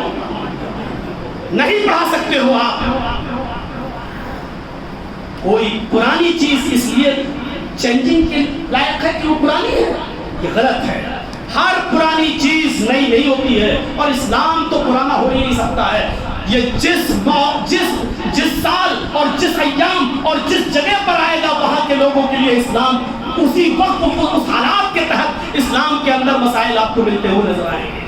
میرے پیارے ساتھیوں، اسلام سائنس کا کبھی مخالف نہیں رہا ہے. یہ جس طریقے سے زمین پر نماز پڑھنے کی آپ کو اجازت دیتا ہے، اسی طریقے سے ہوائی جہاز پر اگر آپ سفر کر رہے ہیں اور سیٹ پر بیٹھے ہیں، قبلے کا رخ آپ کو پتہ نہیں ہے، تو یہ اسلام آپ کو اس بات کی بھی اجازت دیتا ہے کہ آپ ہوائی جہاز میں فضاؤں میں بھی آپ نماز نہ چھوڑیں اور کرسی پر بیٹھے بیٹھے نماز پڑھ لیں. اسلام سائنس کا مخالف نہیں ہے، اسلام سائنسی اصول کا بھی مخالف نہیں ہے. میرے بھائیوں، یہ حدیث کے اصول ہیں اور ضابطے کی چاند دیکھ کر روزہ رکھو اور چاند دیکھ کر عید مناؤ. میں مانتا ہوں اس بات کو، لیکن انسان ترقی کر رہا ہے اور ایک دن ترقی کرتے کرتے ہی چاند پر کمن ڈالے گا اور چاند پر رہے گا. چاند پر بھی ہمارے مکان بنیں گے. امریکہ چاند پر اپنی زمین بیچنا بھی شروع کر دیا ہے اور لوگ چاند پر زمین خریدنا بھی شروع کر دیے ہیں. آکسیجن پہنچانے کا انتظام کیا جا رہا ہے. سائنس ترقی کر رہی ہے اور قرآن نے اس کا انکار بھی نہیں کیا. سخر لکم ما فی السماوات ما فی الارض، اللہ نے زمین و آسمان کی ساری چیزیں تمہارے تابع کر دی ہیں. قرآن اس بات کا اعلان بھی کر رہا ہے کہ کوئی چیز تم سے دور نہیں ہے، تم سب پر حکومت کرو گے. تم قوام ہو، تم حاکم ہو. چاند و سورج تک بھی تم پہنچ جاؤ گے. حالانکہ سورج تک پہنچنا بھی بہت ممکن ہے، دیکھیں کون سی ٹیکنیک آتی ہے، لیکن چاند تک تم پہنچ جاؤ. اب سوال پیدا ہوتا ہے کہ جب انسان چاند پر رہے گا تو کیا دیکھ کر روزہ رکھے گا اور کیا دیکھ کر عید منائے گا؟ کیونکہ حدیث تو کہتی ہے چاند دیکھ کر روزہ رکھو اور چاند دیکھ کر عید مناؤ. جب انسان چاند پر ہی رہے گا تو کیا دیکھ کر روزہ رکھے گا اور کیا دیکھ کر عید منائے گا؟ تو میرے بھائیوں، اس وقت حدیث اور قرآن اس وقت بھی رہنمائی کریں گے اور زمین سے ہمارا رشتہ ختم نہیں ہوگا. میں پوچھتا ہوں کہ زمین سے کیا رشتہ وہ ختم کر لے گا؟ جب چاند پہ پہنچے گا تو زمین سے اس کا رشتہ رہے گا. جس طریقے سے آج یہاں بیٹھے بیٹھے ہم بمبئی میں فون کر کے پوچھ لیتے ہیں کہ آپ لوگوں نے چاند دیکھا. بمبئی میں، کلکتہ میں ہم پوچھ لیتے ہیں چاند نظر آیا، اور اسی کی بنیاد پر ہم چاند کی تصدیق کا اعلان کر کے روزے اور نماز کے حکام جاری کر دیتے ہیں. اسی طریقے سے ہم چاند پر رہیں گے تو دنیا والوں سے ہم رابطہ کر کے پوچھ لیں گے آپ لوگوں نے چاند دیکھا کہ نہیں دیکھا. میرے پیارے ساتھیوں، اسلام کبھی پرانا نہیں ہوا. یہ جتنا نیا دور آئے گا، اسلام کی رہنمائی ہر وقت ملتی ہے. بحث دیکھو ٹی وی، ہم ٹائم مانگ کے تھک گئے کہ ہمیں بلاؤ. ایک بار بلا کے دیکھو ٹی وی پر، اور ایک بار بلایا بھی اور گئے بھی تو سوال بھی دے دی اور جواب بھی دے دی کہ یہ سوال ہیں، یہ آپ سے پوچھے جائیں گے اور یہ آپ کو جواب دینا ہے. دیکھ لو یہ ہو رہا. جتنے بھی ملا مولوی ٹی وی پہ آ رہے ہیں نا، یہ سب غدار قوم ہیں. یاد رکھیے گا، سب غدار قوم ہیں. آر بھارت پہ جانے کی کیا ضرورت ہے؟ زی نیوز پہ جانے کی کیا ضرورت ہے؟ آپ بتائیے ان چینلوں پر ملا مولویوں کو کیوں کیا تھا؟ جبکہ یہ بالکل جیسے یہ دن کے روشنی میں کوئی کہہ سکتا ہے یہ دن ہے، یہ بالکل اتنا ہی صاف ہے کہ یہ چینل کس کے اشاروں پہ چل رہے ہیں. اس کے باوجود تم یہاں جا رہے ہو. تمہیں معلوم ہے کہ سوال کیا ہوگا اور تمہیں جواب کیا دینا یہ بھی ہمیں معلوم ہے، کیونکہ ہم بھوک بھوکی ہیں. ہمیں سوال بھی دیے گئے اور جواب بھی دیے گئے، لیکن ہم نے لاکھ مار دی بھاگ آئے. ہم نے کہا سوال بھی تمہارے، جواب بھی تمہارے. میں نے کہا کہ نہیں، زمین فروشی اتنی اس حد تک صحیح نہیں ہے کہ ہم اس سوال بھی تمہارے اور جواب بھی تمہارے. بات صاحب فائدہ کیا کہنے کہ آپ کو 10,000 روپے دے دیں؟ یہ بکنے والی قوم ہے. میرے بھائیوں، حفاظت کرو. تو یہ ہے قرآن کی اہمیت. اب پھر کہا کہ ہم نے رمضان کے مہینے میں داخل، رمضان کا مہینہ وہ مہینہ جس مہینے میں قرآن نازل ہوا. قرآن کی اتنی سی اہمیت کو سننے کے بعد اب آئیے ذرا رمضان. میں نے کل جمعے کے خطبے میں بتایا تھا، عربی زبان میں رمضان کا لفظ رمز سے مشتق ہے، اور رمز کے معنی عربی میں ہوتے جلانا، برباد کرنا، جھلسانا، ختم کرنا. اور اسی رمز سے بنا ہے رمضان. یا اللہ اس مہینے میں آدمی کیا جلاتا ہے، کیا برباد کرتا ہے، کیا بھسم کرتا ہے، کیا مٹاتا ہے. اس مہینے میں آدمی نیکیاں کر کے گناہوں کو بھسم کرتا ہے، گناہوں کو مٹاتا ہے. اس لیے اس مہینے کا نام کیا ہے؟ رمضان. گناہوں کو مٹانے کا مہینہ، گناہوں کو ختم کرنے کا مہینہ، گناہوں کو برباد کرنے کا مہینہ. اب یاد رکھیے، رمضان رمضان رمضان کیا ہے؟ رمضان، رمضان کا معنی گناہوں کو مٹانے کا، گناہوں کو جلانے کا مہینہ. بڑا ہی بدقسمت ہے وہ انسان جو اس مہینے کو پائے اور پھر اپنے گناہوں کو برباد کر کے، بھسم کر کے نیک کام نہ کر سکے اور اپنی جنت نہ بنا سکے. اس سے بڑا بدقسمت کوئی نہیں. حضرت عمر فاروق نے ایک نوجوان کو دیکھا کہ رمضان کے مہینے میں روزے کی دنوں میں وہ شراب کے نشے میں دھت ہے. اس کو پکڑا اور اپنے گھر لائے. کوڑے سے اس کو مارنا شروع کیا اور کہا یہ میرا 12 سال کا بچہ، ہونٹوں پہ پپڑی جم رہی ہے، سخت گرمی کی وجہ سے ہونٹوں پر پپڑی جم چکی ہے، اس کو دیکھ، میں اس کا روزہ نہیں توڑا رہا ہوں، تو روزے کے دنوں میں شراب پی رہا ہے۔ کتنی نگرانی رکھی جاتی تھی، کتنی نگرانی۔ جہاں رمضان کا مہینہ جلانا اور برباد کرنے کا ہے، وہی روزے کی اہمیت کو آپ کو سمجھنا ہوگا۔ عربی زبان میں روزے کو صوم اور صیام دونوں کہا جاتا ہے۔ صوم اور صیام دونوں کا معنی ہوتا ہے رکنا، ٹو اسٹاپ، رکنا۔ صوم اور صیام معنی ہوتا ہے رکنا۔ شرعی اصطلاح میں 3 چیزوں سے رکنے کا نام صوم، صیام، روزہ ہے: کھانا، پینا اور اپنی بیوی کے ساتھ ہم بستری۔ ان 3 چیزوں سے رکنے کا نام شرعی اصطلاح میں روزہ ہے، لیکن لغوی اصطلاح میں ہر چیز سے رکنے کا نام روزہ ہے۔ آپ کا ہاتھ بری چیز کو پکڑنے سے رک جائے، یہ روزہ ہے۔ آپ کا پیر غلط جگہ پر جانے سے رک جائے، یہ روزہ ہے۔ آپ کی زبان غلط بولنے سے رک جائے، یہ روزہ ہے۔ آپ کا دل غلط سوچنے سے رک جائے، دل میں غلط خیالات سے روک لو، یہ روزہ ہے۔ آپ کے دماغ میں غلط تصورات نہ آئیں، اپنے دماغ کو غلط تصورات سے روک لو، یہ روزہ ہے، یہ روزہ ہے۔ تو روزے کا معنی کیا؟ اپنے آپ کو روکنا۔ کم من صائم لیس لہ من صیامہ الا الجوع، اللہ کے نبی فرماتے ہیں جو آدمی اپنے آپ کو گناہوں سے روکتا نہیں تو پھر وہ بھوکا مرتا ہے۔ کتنے روزے دار ایسے ہیں کہ جو دنوں میں جو رات میں سحری کرتے ہیں اور دن اور رات میں افطار کرتے ہیں، صبح سحری کرتے ہیں اور رات میں افطار کرتے ہیں، لیکن بھوکا مرنے کے سوا ان کو کچھ نہیں ملتا۔ وَكَمْ مِنْ قَائِمٍ لَيْسَ لَهُ مِنْ قِيَامِهِ إِلَّا السَّحَرُ، اور کتنے تہجد گزار ایسے ہیں، قیام کرنے والے، قیام اللیل اور تراویح پڑھنے والے جو رات بھر جاگتے ہیں لیکن ان کو آنکھیں کھولنے کے سوا کچھ نہیں ملتا۔ اب قرآن کا اور رمضان کا ربط دیکھا آپ نے؟ رمضان کا مہینے کو بابرکت بنایا ہے قرآن نے۔ اور ایک چیز بتاتا ہوں آپ کو، بہت اچھا لگے گا آپ کو۔ جہنم سے سب سے لاسٹ میں ایک آدمی نکالا جائے گا، مسلم شریف کی حدیث ہے، بڑی پیاری حدیث ہے۔ جہنم سے سب سے لاسٹ میں ایک آدمی نکالا جائے گا اور اس کے بعد جہنم پر پھر کسی کو عذاب، جتنا عذاب ہونا تھے ہو گئے۔ لیکن یہ آدمی کتنا گناہ گار ہوگا، ایک تصور کیجئے کتنا گناہ گار ہوگا جو سب سے لاسٹ میں نکالا گیا، لیکن بار بار کہے گا اللہ مجھے نکال دے، اللہ نکال دے، اللہ نکال دے، اللہ کو، اللہ میں نہیں کہہ رہا ہوں تو مجھے جنت میں بھیج، میں اس لائق کہا کہ جنت میں جاؤں، لیکن تو مجھے جہنم سے نکال دے۔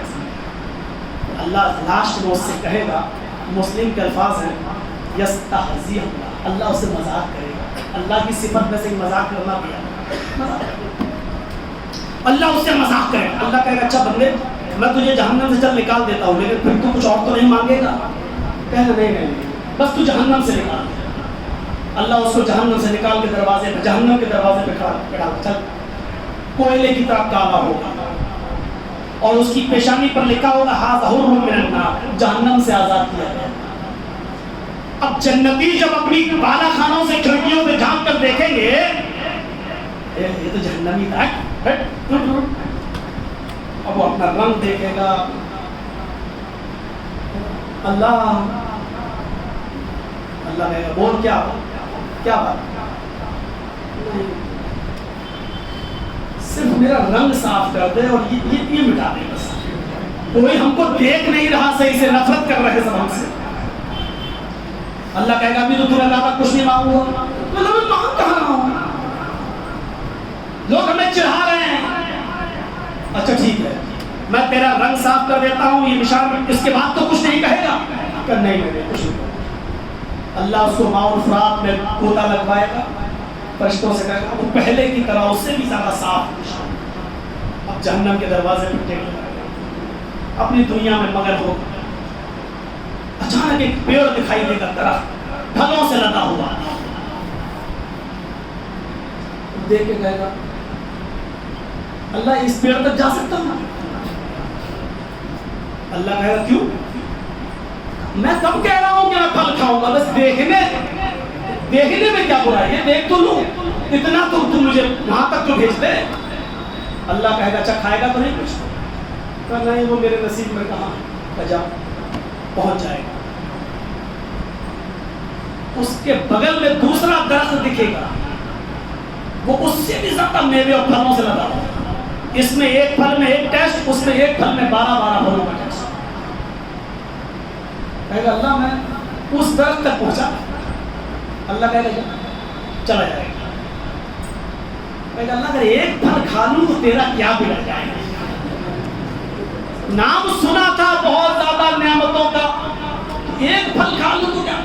آئے فرشتوں اٹھاؤ اس کو پھر لے جاؤ جہنم میں۔ نہیں اللہ تجھ سے ہی تو مانگ رہا ہوں، تجھ سے نہ کہوں تو کس سے کہوں گا؟ اللہ تیرے عزت و جلال کی قسم ایک پھل کھاؤں گا، اس کے بعد کچھ نہیں مانگا۔ اللہ کہے گا اچھا پکا وعدہ؟ کہا پکا وعدہ؟ کہا ہے فرشتوں ایک پھل دے۔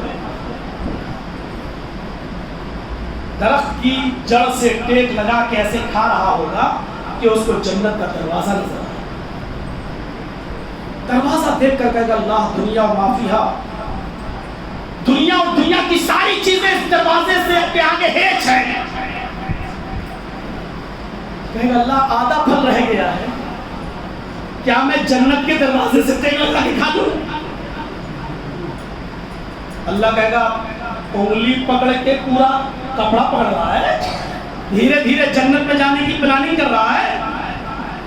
اللہ میرا نصیب کہاں کہ میں جنت میں جاؤں، بس آدھا پھل رہ گیا، مجھے اس دروازے سے ٹیک لگا کے کھا لینے دے۔ اللہ کہے گا پکا پرومس، پکا وعدہ، جنت میں جانے کی بات تو نہیں کرے گا؟ اللہ میرے اعمال کہاں جنت میں لے جانے والے؟ اللہ کہے گا جا فرشتوں جنت کے دروازے سے ٹیک لگا کھا لیں۔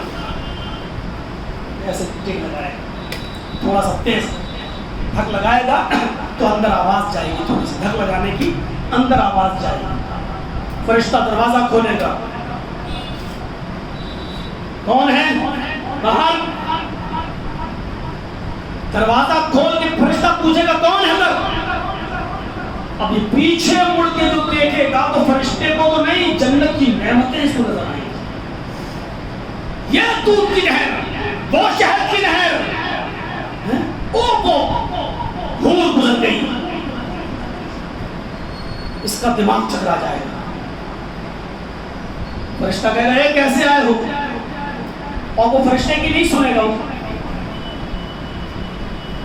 الہ العالمین، میرے اعمال تو ایسے نہیں ہیں جو مجھے جنت کے اندر داخل کر سکے، لیکن بہت نام سنا تھا تیری جنت کا دنیا میں، میں یہ کہاں کہہ رہا ہوں تو مجھے ہمیشہ کے لیے داخل کر دے۔ اے اللہ صرف ایک نظر تو اپنی جنت کو دیکھنے کا موقع دے دے، جب جنت کا ہم دیدار کر لیں گے ہم نکل جائیں گے۔ اچھا اللہ تیرے عزت و جلال کی قسم بہت نام سنا تھا تیری جنت کا، اگر تو مجھے ایک نظر دکھا دے گا، اندر جانے کی اجازت دے گا تو تیری رحمت میں کیا کمی آ جائے گی؟ اللہ فرشتوں سے کہے گا اچھا گھما دو، دکھا دو، اور جلدی سے نکال کے باہر کر دینا۔ اب فرشتے کا ہاتھ کہے گا ہٹو بھائی، اللہ نے اجازت دی ہے، دھیرے دھیرے قدم رکھے گا تاکہ دیر تک رہنے کا موقع ملے۔ دیکھتے دیکھتے دیکھتے دیکھتے سب سے اونچے محل پر نظر پڑے گی۔ مقام محمود کے بعد سب سے بڑا مقام وہی ہوگا۔ مقام محمود تو ہمارے نبی کے لیے ہوگا جس کے لیے ہم دعا مانگتے ہیں، مقام محمود الذی وعدتہ۔ اس کے بعد سب سے بڑا مقام، سب سے بڑی منزل وہی ہوگی۔ جیسے دبئی میں کوئی ٹاور ہے، جنت کا سب سے اونچا محل، اور یہ محل پورا کا پورا حافظ قرآن و قاری قرآن کے لیے بنایا گیا ہے۔ اللہ رب العالمین حافظوں سے کہے گا، اس دن آواز آئے گی اقرا ورتقی، پڑھتا جاؤ چڑھتا جاؤ۔ تیری آخری منزل وہ ہوگی جہاں تیری آخری آیت ختم ہوگی، وہی تیرے رہنے کا مقام ہوگا۔ وہ قاریوں کے لیے اور حافظوں کے لیے وہ مقام بنایا گیا۔ یہ اس مقام کو دیکھ کر کہے گا اللہ سب سے اونچا محل تو یہی ہے، سب سے اونچا ٹاور تو یہی ہے، مجھے پوری جنت مت دکھا، بس یہی دکھا، اوپر تک چلا جاؤ۔ اللہ کہے گا فرشتوں جب ہم نے سب کچھ دکھا دیا تو اس کو بھی دکھا دو، چلو لے جاؤ، جاؤ جاؤ۔ ایک کمرہ، کاش ہم نے کچھ عمل کیے ہوتے، دوسرے کمرے کو اس سے زیادہ خوبصورت، کاش یہ میرے لیے ہوتا، تیسرا اس سے بھی زیادہ خوبصورت، ایک کے اوپر ایک چڑھتا جائے نظر آتا جائے گا یہاں تک کہ بہت اوپر سب سے اوپر پہنچا. تھوڑی دیر دیکھنے کے بعد آواز آئے گی فرشتوں چلو. فرشتے کہیں چلو ٹائم ختم, جہنم کے دروازے پر بیٹھو, تمہارا وہی ٹھکانہ ہے. اب سب سے اونچے محل کو دیکھے گا, پھر نیچے کی طرف آئے گا, ایک سیڑھی پر قدم رکھے گا, پھر محل دیکھے گا, پھر دوسری سیڑھی پر قدم رکھے گا, پھر محل دیکھے گا. لیکن اب ہمارے شرم کے کہہ نہیں پا رہا ہے کہ اللہ یہ محل کاش ہمارے لیے ہوتا تو کتنا اچھا ہوتا, اس میں رہنے کی اجازت دے دے. کہہ نہیں پا رہا ہمارے شرم کے, لیکن اس کے دل میں یہی ہوک اٹھی ہوئی ہے کہ کاش یہ محل میرے لیے ہوتا تو کتنا اچھا ہوتا. جو تیسری سیڑھی پر قدم رکھے گا, آواز آئے گی, غیب سے مسلم کی روایت, آواز آئے گی آئے فرشتوں میرا بندہ اگرچہ اپنے دل سے کچھ کہہ نہیں پا رہا ہے, لیکن میں تو علیم بذات الصدور ہوں, میں وہ ذات ہوں جو سینے کے بھیدوں سے واقف ہوں. میرے بندے کے سینے میں کیا اٹھ رہا ہے وہ میں جانتا ہوں, تم نہیں جان پا رہے ہو. آئے فرشتوں میرے بندے کے ہاتھ کو چھوڑ دو. آئے میرے بندے, یہ سب سے اونچا محل میں نے تیرے ہی لیے بنایا ہے, اس محل کے اندر تو چلا جا اور آرام سے رہے, اب تجھے اس محل سے کوئی نہیں نکالے گا. اس محل میں تو ہمیشہ ہمیش کے لیے رہا, جا میں نے تیرے ہی لیے بنایا. اب وہ فرشتے کے ہاتھ کو ہٹا کے کہے گا اللہ نے اجازت دے دی, اب کیوں پکڑے ہو مجھے, جانے دو. وہ سیدھے اس محل پہ جا کر اپنا قبضہ جمائے گا. یہ بیان کرنے کے بعد جب اللہ کے نبی خاموش ہوتے ہیں تو ابو ہریرہ کہتے ہیں اے اللہ کے نبی سمجھ میں نہیں آیا, اتنا گناہگار, بلکہ سب سے زیادہ گناہگار اور جہنم میں سب سے زیادہ سزا پانے والا, اور جب نجات ملی تو جنت کے دروازے کے باہر, اس کے بعد پیڑ درخت جنت کے دروازے تک, پھر جنت, پھر سب سے اونچا, اور پھر وہ بلڈنگ ہمیشہ کے لیے اس کے لیے. سمجھ میں نہیں آیا, آخر اس کی کچھ نیکی تو رہی ہوگی. ہاں اللہ کے نبی فرماتے ہیں ابو ہریرہ اللہ تمہارے اندر اس حرص کو زیادہ کرے. میں یہی یقین کر رہا تھا کہ سب سے پہلے سوال شاید تم ہی کرو گے, کیونکہ تمہاری لالچ دین کے معاملے میں کچھ زیادہ ہے. میرا یقین صحیح نکلا, یہ سوال تمہیں نے کیا. اے ابو ہریرہ ہاں اس نے بہت گناہ کیے ہیں, اس کی سزا اس کو جہنم میں مل گئی, لیکن اس کی ایک نیکی بھی تھی, اور وہ نیکی یہ تھی کہ اس نے ایک معمول بنا لیا تھا قرآن پڑھنے کا. اور وہ جب قرآن پڑھتا تھا تو وہ نہ اپنے دوستوں کی سنتا تھا, نہ اپنے بچوں کی سنتا تھا, وہ نہ دنیا دیکھتا تھا نہ کچھ اور. اس کا ایک معمول تھا روزانہ ایک قرآن ایک پارہ پڑھنے کا. وہ ایک مہینے میں قرآن مکمل کر لیا کرتا تھا. جب یہ قرآن پڑھنے بیٹھتا تھا تو اتنا منہمک ہو جاتا تھا, پھر نہ اپنے یار دوستوں کو دیکھتا تھا نہ دنیا کی مشاغل. پھر یہ سب سے پہراور ہو جاتا تھا, یہ قرآن پڑھتا تھا, اس نے ہماری اللہ کی کتاب سب سے مقدس کتاب کو عزت دی. اللہ نے اس کو رہنے کے لیے بھی سب سے عزت والا مقام دے دیا, اور جو گناہ اس نے دنیا میں کیے تھے اس کی سزا اس کو جہنم میں دی جا چکی ہے. لیکن گناہ کے باوجود اس نے قرآن کو پڑھنے کا ایک معمول بنایا تھا. یہ رمضانی مسلمان ہیں جو آج یہاں دکھائی دے رہے ہیں. عید کی نماز پڑھنے کے بعد ایسا لگتا ہے جیسے امام صاحب نے اللہ اکبر نہیں کہا بلکہ ایک فائر کر دیا اور ساری چڑیاں اڑ گئی. جیسے بندوق کی گولی کا فائر ہوتا ہے اور پھر چڑیاں اڑ جاتی ہیں درختوں پر, پھر بیٹھی ہوئی نہیں دکھائی دیتی, ایسے عید کی نماز اور امام کی تکبیر یہ بتاتی ہے کہ اب ایسا فائر ہو گیا ہے کہ اب یہ سب کے سب اب یہ مسجد کے اندر یہ چہرہ نہیں دکھے گا, اور یہ قرآن سے دور اور نمازوں سے دور. میرے پیارے ساتھیوں, اس رشتے کو ختم نہیں ہونا چاہیے جو قرآن سے جو آپ اس مہینے میں جوڑ رہے ہیں. یاد رکھیے یہی مہینہ ہے جو آپ کو تمام بری عادتیں چھڑوا سکتا ہے. جو لوگ تمباکو اور کھینی اور سورتی کھانے کے عادی ہیں اس مہینے میں چھوڑ سکتے ہیں. گالی گلوچ کے عادی ہیں اس مہینے میں چھوڑ سکتے ہیں.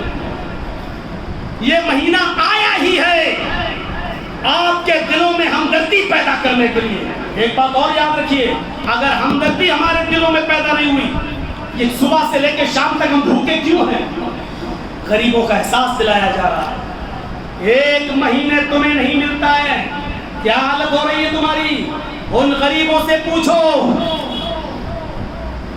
اور مجھے وہ وقت یاد ہے جب میں اپنے ایک دورے پر سعودیہ کا سفر کیا تھا اور ندیم بھائی اس وقت وہی تھے، اور جب میں عمرہ کرنے گیا اور وہاں بیٹھا، اگرچہ رمضان کا مہینہ نہیں تھا لیکن وہاں امام حرم کا کعبے کے اندر تھوڑا سا درس ہوا اور اس کے بعد اس سے پوچھنے تاچنے کا ایک مسئلہ چلا، تو ایک شاید فلسطین کا کوئی مسلمان کھڑا ہوا، اس نے عربی میں کوئی مسئلہ پوچھا، اس نے کہا کہ امام محترم میں فلسطین سے ہوں، اگر ہمارے پاس افطار کرنے کو کچھ نہ ہو تو کیا میں نیت سے افطار کر سکتا ہوں؟ یعنی میں افطار کی نیت کر لوں تو کیا میرا روزہ افطار ہو جائے گا؟ اور اتنی سی بات سن کر امام حرم جتنا روئے تھے میں نے اتنا روتے ہوئے آج تک کسی کو نہیں سنا۔ اس نے اپنے فلسطین کے حالات کو ایک مسئلے میں بتا دیا کہ ہم کن حالات سے گزر رہے ہیں، کہ رمضان کے مہینے میں ہمیں سحری نصیب نہیں، اور سحری اگر نصیب ہو جائے تو افطار کے لیے ہمیں سامان نہیں ملتا ہے، پانی تک کے کبھی کبھی لانے پڑ جاتے ہیں، تو کیا ہم افطار اگر پانی سے نہیں اگر نیت سے کر لیں تو کیا ہمارا افطار ہو جائے گا؟ امام حرم نے اس کو اپنے پاس بلایا اور اس کو اپنے سینے سے لگایا اور کہا نوجوان تیرے اس روزے کا اجر اللہ ہی دے سکتا ہے، کوئی طاقت نہیں ہے، کوئی طاقت نہیں ہے۔ ان حالات میں بھی وہ روزہ رکھتے ہیں فلسطین کے وہ نوجوان۔ ہم ساری نعمتیں کھاتے ہیں، ان نعمتوں کی فوٹو کھینچتے ہیں، دسترخوان پر بیٹھ کر شربت روح افزا اور ان کو کھینچ کر اور دعا کے ہاتھ اٹھا کر ہم شیئر کرتے ہیں۔ یاد رکھو ان فوٹوؤں پر ان غریبوں کی نظر بھی پڑتی ہے جن کے پاس شربت روح افزا نہیں ہے، جن کے پاس سموسے نہیں ہے، جن کے پاس بریانی نہیں ہے۔ تمہارا ایک ہلکا سا شیئر کر دینے سے ان غریبوں کے دل سے جو روح اٹھتی ہے اس کے عذاب کے ذمہ دار بھی تم بنو گے۔ یاد رکھیے گا ہر چیز کی نمائش نہیں ہوتی ہے، افطار کا فوٹو، قربانی کا بکرا لا رہے ہو تو اس کا فوٹو، ذبح کرنے کا فوٹو، لَن يَنَالَ اللَّهَ لُحُومُهَا وَلَا دِمَاؤُهَا وَلَكِنْ يَنَالُهُ التَّقْوَىٰ مِنكُمْ۔ تقویٰ بھی کوئی چیز ہوتی ہے اور اخلاص بھی کوئی چیز ہوتی ہے۔ ہم روزہ افطار کریں اس کا فوٹو، افطاری کا فوٹو اور دکھا رہے ہیں اپنے دوستوں کو، دیکھو ہم نے اتنے لوگوں کو روزہ افطار کرایا ہے۔ آپ کا یہ شیئر کر دینا صرف امیروں کو ہی نہیں، غریبوں کو بھی یہ دیکھتے ہیں بیچارے، اور ان کے غریبانوں اپنے غریبانوں میں جھانک کر دیکھو اور پوچھو اپنے دلوں سے کہ ان کے دلوں پر کیا گزرتی ہوگی۔ فلسطین کے اس نوجوان کے سوال سے اندازہ لگاؤ کہ اس حال میں بھی لوگ روزہ چھوڑنے کو تیار نہیں ہیں۔ ہم تو ہٹے کھٹے نوجوان، اور کتنے ایسے ہیں رکشہ چلاتے ہیں، روزہ نہیں چھوڑ پائیں، روزہ نہیں رکھ پائیں گے، محنت کا کام ہے۔ جتنی بھی اسلامی جنگیں ہوئی ہیں میرے بھائیوں اکثر روزے کے دنوں میں اور رمضان کے مہینے میں ہوئی ہے۔ صحابہ تو روزے کی حالت میں جہاد تک کیا کرتے تھے۔ ہم سے رکشہ نہیں چل پاتا ہے، ہم سے مزدوری نہیں ہو پاتی ہے۔ میرے بھائیوں اگر روزے کی حالت میں یہ کام کیا جائے تو اور زیادہ ثواب ہے، ہمیں اس کی قدر کرنی چاہیے۔ یہ رمضان کا مہینہ ہے، بری عادتیں ہمیں اور آپ کو چھوڑنی چاہیے۔ ابھی تقریر کے بعد ایک دور چلے گا سیلفی لینے کا، اپنے ساتھ مولانا جگجیت صاحب کو کیچ کرنے کا۔ یاد رکھیے اس مسجد میں آئے ہو، روزے کی حالت میں ہو تو یہ بھی سن لو، ان اشد الناس عذابا یوم القیامہ المصبرون۔ قیامت کے دن سب سے زیادہ سخت عذاب اس کو دیا جائے گا جو دنیا میں تصویریں کھینچتا ہوگا۔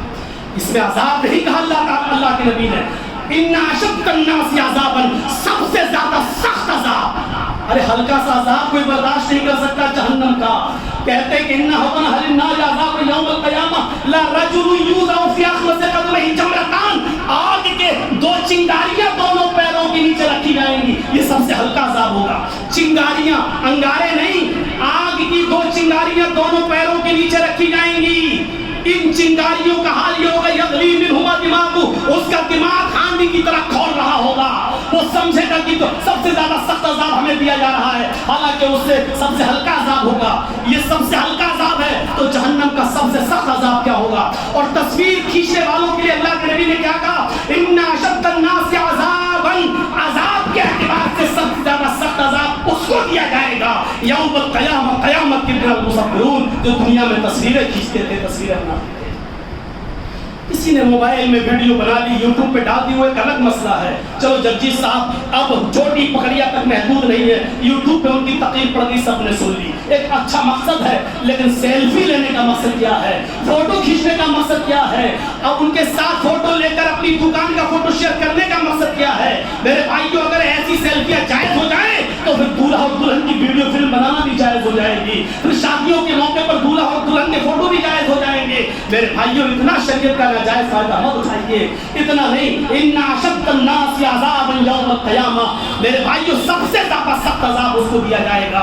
बल्कि हदीस तो ये भी है कि जहन्नम खींच कर लाई जाएगी, यूता बिजहन्नम यौमइज़िन, जहन्नम जब खींच कर लाई जाएगी तो जहन्नम के पास जबान होगी, अल्लाह पूछेगा बोल तेरी ईमान क्या है? जहन्नम कहेगी उकिल तो बिसलास, 3 किस्म के लोगों की मैं भूखी हूँ, अल्लाह मेरे अंदर 3 किस्म के लोगों को डाल। पहले बहुत से लोग डाले जाएंगे, लेकिन 3 लोगों को मांगेगी जहन्नम। अल्लाह कहेगा बोल किसको? जहन्नम कहेगी उक़ूक़ुल वालिदैन, सबसे पहले मेरे अंदर माँ बाप के नाफरमान को डालो, जो दुनिया में अपने बाप को और माँ को रुलाता था, अपने माँ बाप को सताता था, अल्लाह मैं उसकी भूखी हूँ, पहले तू उसको डाल। अल्लाह माँ बाप के नाफरमानों को जहन्नम में डालेगा। फिर कहेगा बोल, कहेगी अल्लाह दूसरी चीज शैख़ुन ज़ानिम, उस बूढ़े आदमी को जिसने बुढ़ापे में जिना किया है, जो बुढ़ापे में जिनाकार था, बुढ़ापे में जब नफ्सानी ख्वाहिशात इंसान की दब जाती है लेकिन उसकी वो जिना करता था, अल्लाह उस बूढ़े आदमी को जहन्नम में डाल। अल्लाह ऐसे बूढ़ों लोगों को पकड़ के जहन्नम में डाल देगा जो बुढ़ापे में जिना करते थे। फिर अल्लाह कहेगा वो तीसरी चीज क्या है? क्या है तेरी ईमान? वो कहेगी अल मुसव्विरून, तस्वीर खींचने वालों को, तस्वीर बनाने वालों को मेरे अंदर डाल। इन 3 किस्म के लोगों को जहन्नम खुद मांगेगी। मेरे भाइयों, बहुत आसान मामूली समझ रखा है हमने जिन चीज़ों को, अज़ाब के एतबार से वो बहुत सख्त है। रमज़ान का महीना इन बुरी आदतों को छोड़ने के लिए बहुत अच्छा महीना है। इनकी आदत डालिए, ख़त्म करिए और हमदर्दी एक दूसरे की अपने अंदर पैदा करिए। कोशिश ये करिए कि किसी गरीब को अगर इफ्तार कराओ तो उसकी नुमाइश न होने पाए, क्योंकि दुनिया में और आपके लखनऊ में भी, बल्कि आपके इस मोहल्ले में भी ऐसे लोग हैं जो बेचारों के पास खाने को कुछ नहीं है, लेकिन वो आपके दस्तरखान पर मारे शर्म के बैठना नहीं चाहते हैं। ऐसे लोगों को ढूंढिए, उनकी हिम्मत अफजाई कीजिए और खिलाइए उनको, खिलाइए उनको। अल्लाह के नबी सल्लल्लाहु अलैहि वसल्लम उनको अपने दस्तरखान पर बुलाइए और कोशिश कीजिए कि उनकी सेल्फी लेकर उनका मजाक न उड़ाया जाए, उनको शेयर न किया जाए और ये जाहिर न होने दिया जाए कि मैंने गरीब आदमी के ऊपर एहसान किया है। ये एहसान का महीना है, सुलह का महीना है, हमदर्दी का महीना है। और इस महीने में अगर हमदर्दी नहीं हुई तो याद रखना किसी और महीने के अंदर हमदर्दी नहीं पैदा हो सकती है, क्योंकि ये महीना गरीबों की भूख और प्यास को याद दिलाता है, याद दिलाता है। वो हमने कभी वाकया आपको सुनाया था और न सुनाया हो तो सुनिए कि 2 सहाबी की दुकानें थी कपड़े की, एक पास थी, एक सहाबी का कपड़ा बिक गया, दूसरा कस्टमर आया, दूसरा कपड़ा भी उसका ले गया, तीसरा एक आदमी आया और तीसरा कपड़ा भी। अब ये सोचने लगा या अल्लाह मेरे तो 3 कपड़े खान बिक गए हैं, मेरे पड़ोस में मेरे भाई की दुकान है, उस बेचारे का कुछ नहीं बिका है, कुछ नहीं बिका है, उसके भी बीवी और बच्चे हैं, शाम का चूल्हा उसके घर में भी चलेगा। चौथा कस्टमर इसके पास आया, इसने झूठ बोल दिया, का कपड़ा मेरे पास खत्म हो गया है, मुझसे अच्छा कपड़ा मेरे पड़ोस में है, मेरे भाई के पास है, उससे जाकर ले लो, वो तुम्हें दे देगा। अब इसने ये सोचकर कि मेरे घर का चूल्हा तो जल गया, इसका भी जलना चाहिए, अपने पास आने वाला कस्टमर उसके पास भेज दिया। कल तक ये हमदर्दी थी, ये नबी की तालीम का असर था। आज ये दौर है कि हमारे घर में अगर दाल पकी है और दूसरे के घर के कुकर से अगर गोश्त की खुशबू आ रही है तो हमें बर्दाश्त नहीं हो रहा है। हम अपने तकलीफ से इतना परेशान नहीं है जितना दूसरे के सुख और दूसरे के आराम से हम परेशान हैं।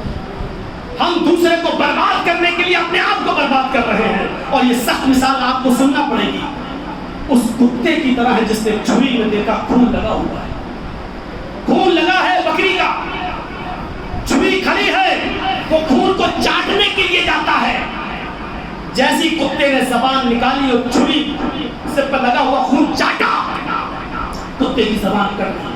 अब कुत्ते की जबान से निकला हुआ खून छुरी में लग गया, लेकिन कुत्ता समझ रहा है अभी बकरी का खून और बाकी है, उसने फिर चाटा, फिर दूसरी जगह से जबान कर गई। कुत्ता समझ रहा है कि अभी खून और बाकी है, वो अपना ही खून पी रहा है, चाट रहा है और खून उस पर लग रहा है। वो ہوں اتنا چاٹتا ہے کہ اس کی زبان کٹ کے گر جاتی ہے، نہ کھانے کے لائق رہتا ہے نہ پینے کے لائق، اور ایک دن آ کر وہ مر جاتا ہے۔ میرے بھائیوں، آج ہم دوسرے کو برباد کرنے کے چکر میں اپنے آپ کو برباد کر رہے ہیں۔ آپ کسی کا تعاقب کر رہے ہیں نا، پیچھا کر رہے ہیں، پولیس کیس یہ وہ زمین جائیداد، آپ اس کے پیچھے دوڑ رہے ہیں، لیکن یاد رکھیے میرا پیچھا کرنے والا مجھ سے تیز دوڑے گا تبھی مجھے پکڑ پائے گا، اور جو مجھ سے تیز دوڑے گا وہ مجھ سے زیادہ تھک رہا ہے۔ یہ یاد رکھیے، آپ دوسرے کو برباد کر رہے ہیں تو آپ اس سے زیادہ برباد ہو رہے ہیں، اس بات کو بھی آپ یاد رکھیے گا۔ یہ میری بات یاد رکھیے گا، کتے والی صفت اپنے اندر پیدا مت کیجیے۔ آپ بہترین مخلوق ہیں، اللہ تعالیٰ نے آپ کو انسان بنایا ہے، آپ بہترین مخلوق کا کردار ادا کیجیے۔ ایک گاؤں میں مرا ہوا بیل پڑا ہے، ایک گاؤں میں مرا ہوا بیل پڑا ہے، اس بیل کو ایک کتا اس گاؤں کا آتا ہے اور اس بیل کو نوچ نوچ کے کھا رہا ہے۔ اس بیل کے بدبودار گوشت کی خوشبو دوسرے کتے کو لگی۔ دوسرا کتا جب آیا، آپ ادھر دیکھیے گا تھوڑا سا میری طرف متوجہ ہوئیے، دوسرا کتا جب آیا تو جو کتا پہلے سے اس بیل کو کھا رہا تھا اس نے بھونک بھونک کر اس کتے کو بھگا دیا، نہیں کھانے دیا، نہیں آنے دیا اپنے قریب۔ اب تھوڑا سا دماغ لگائیے یہ کتنا کھا لے گا؟ جس کتے نے اس کتے کو بھگایا ہے یہ کتنا کھا لے گا؟ 2 کلو، 3 کلو، 4 کلو، ارے زیادہ سے زیادہ 5 کلو کھا لے گا۔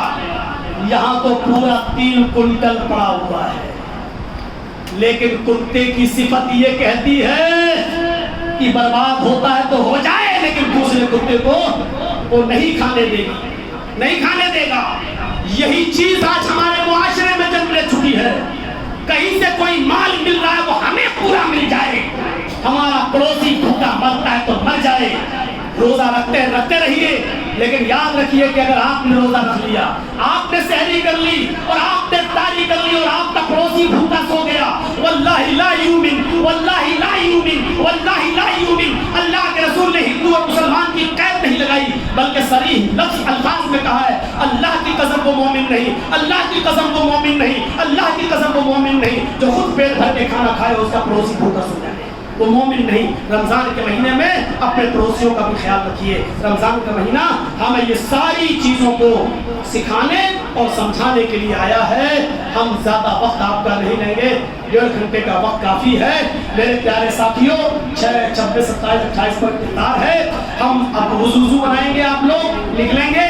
ہم اللہ رب العالمین سے دعا کرتے ہیں کہ بار الہ قرآن کی عظمت کو ہمیں پہچاننے کی توفیق عطا فرما، قرآن پر ہمیں عمل کرنے کی توفیق عطا فرما۔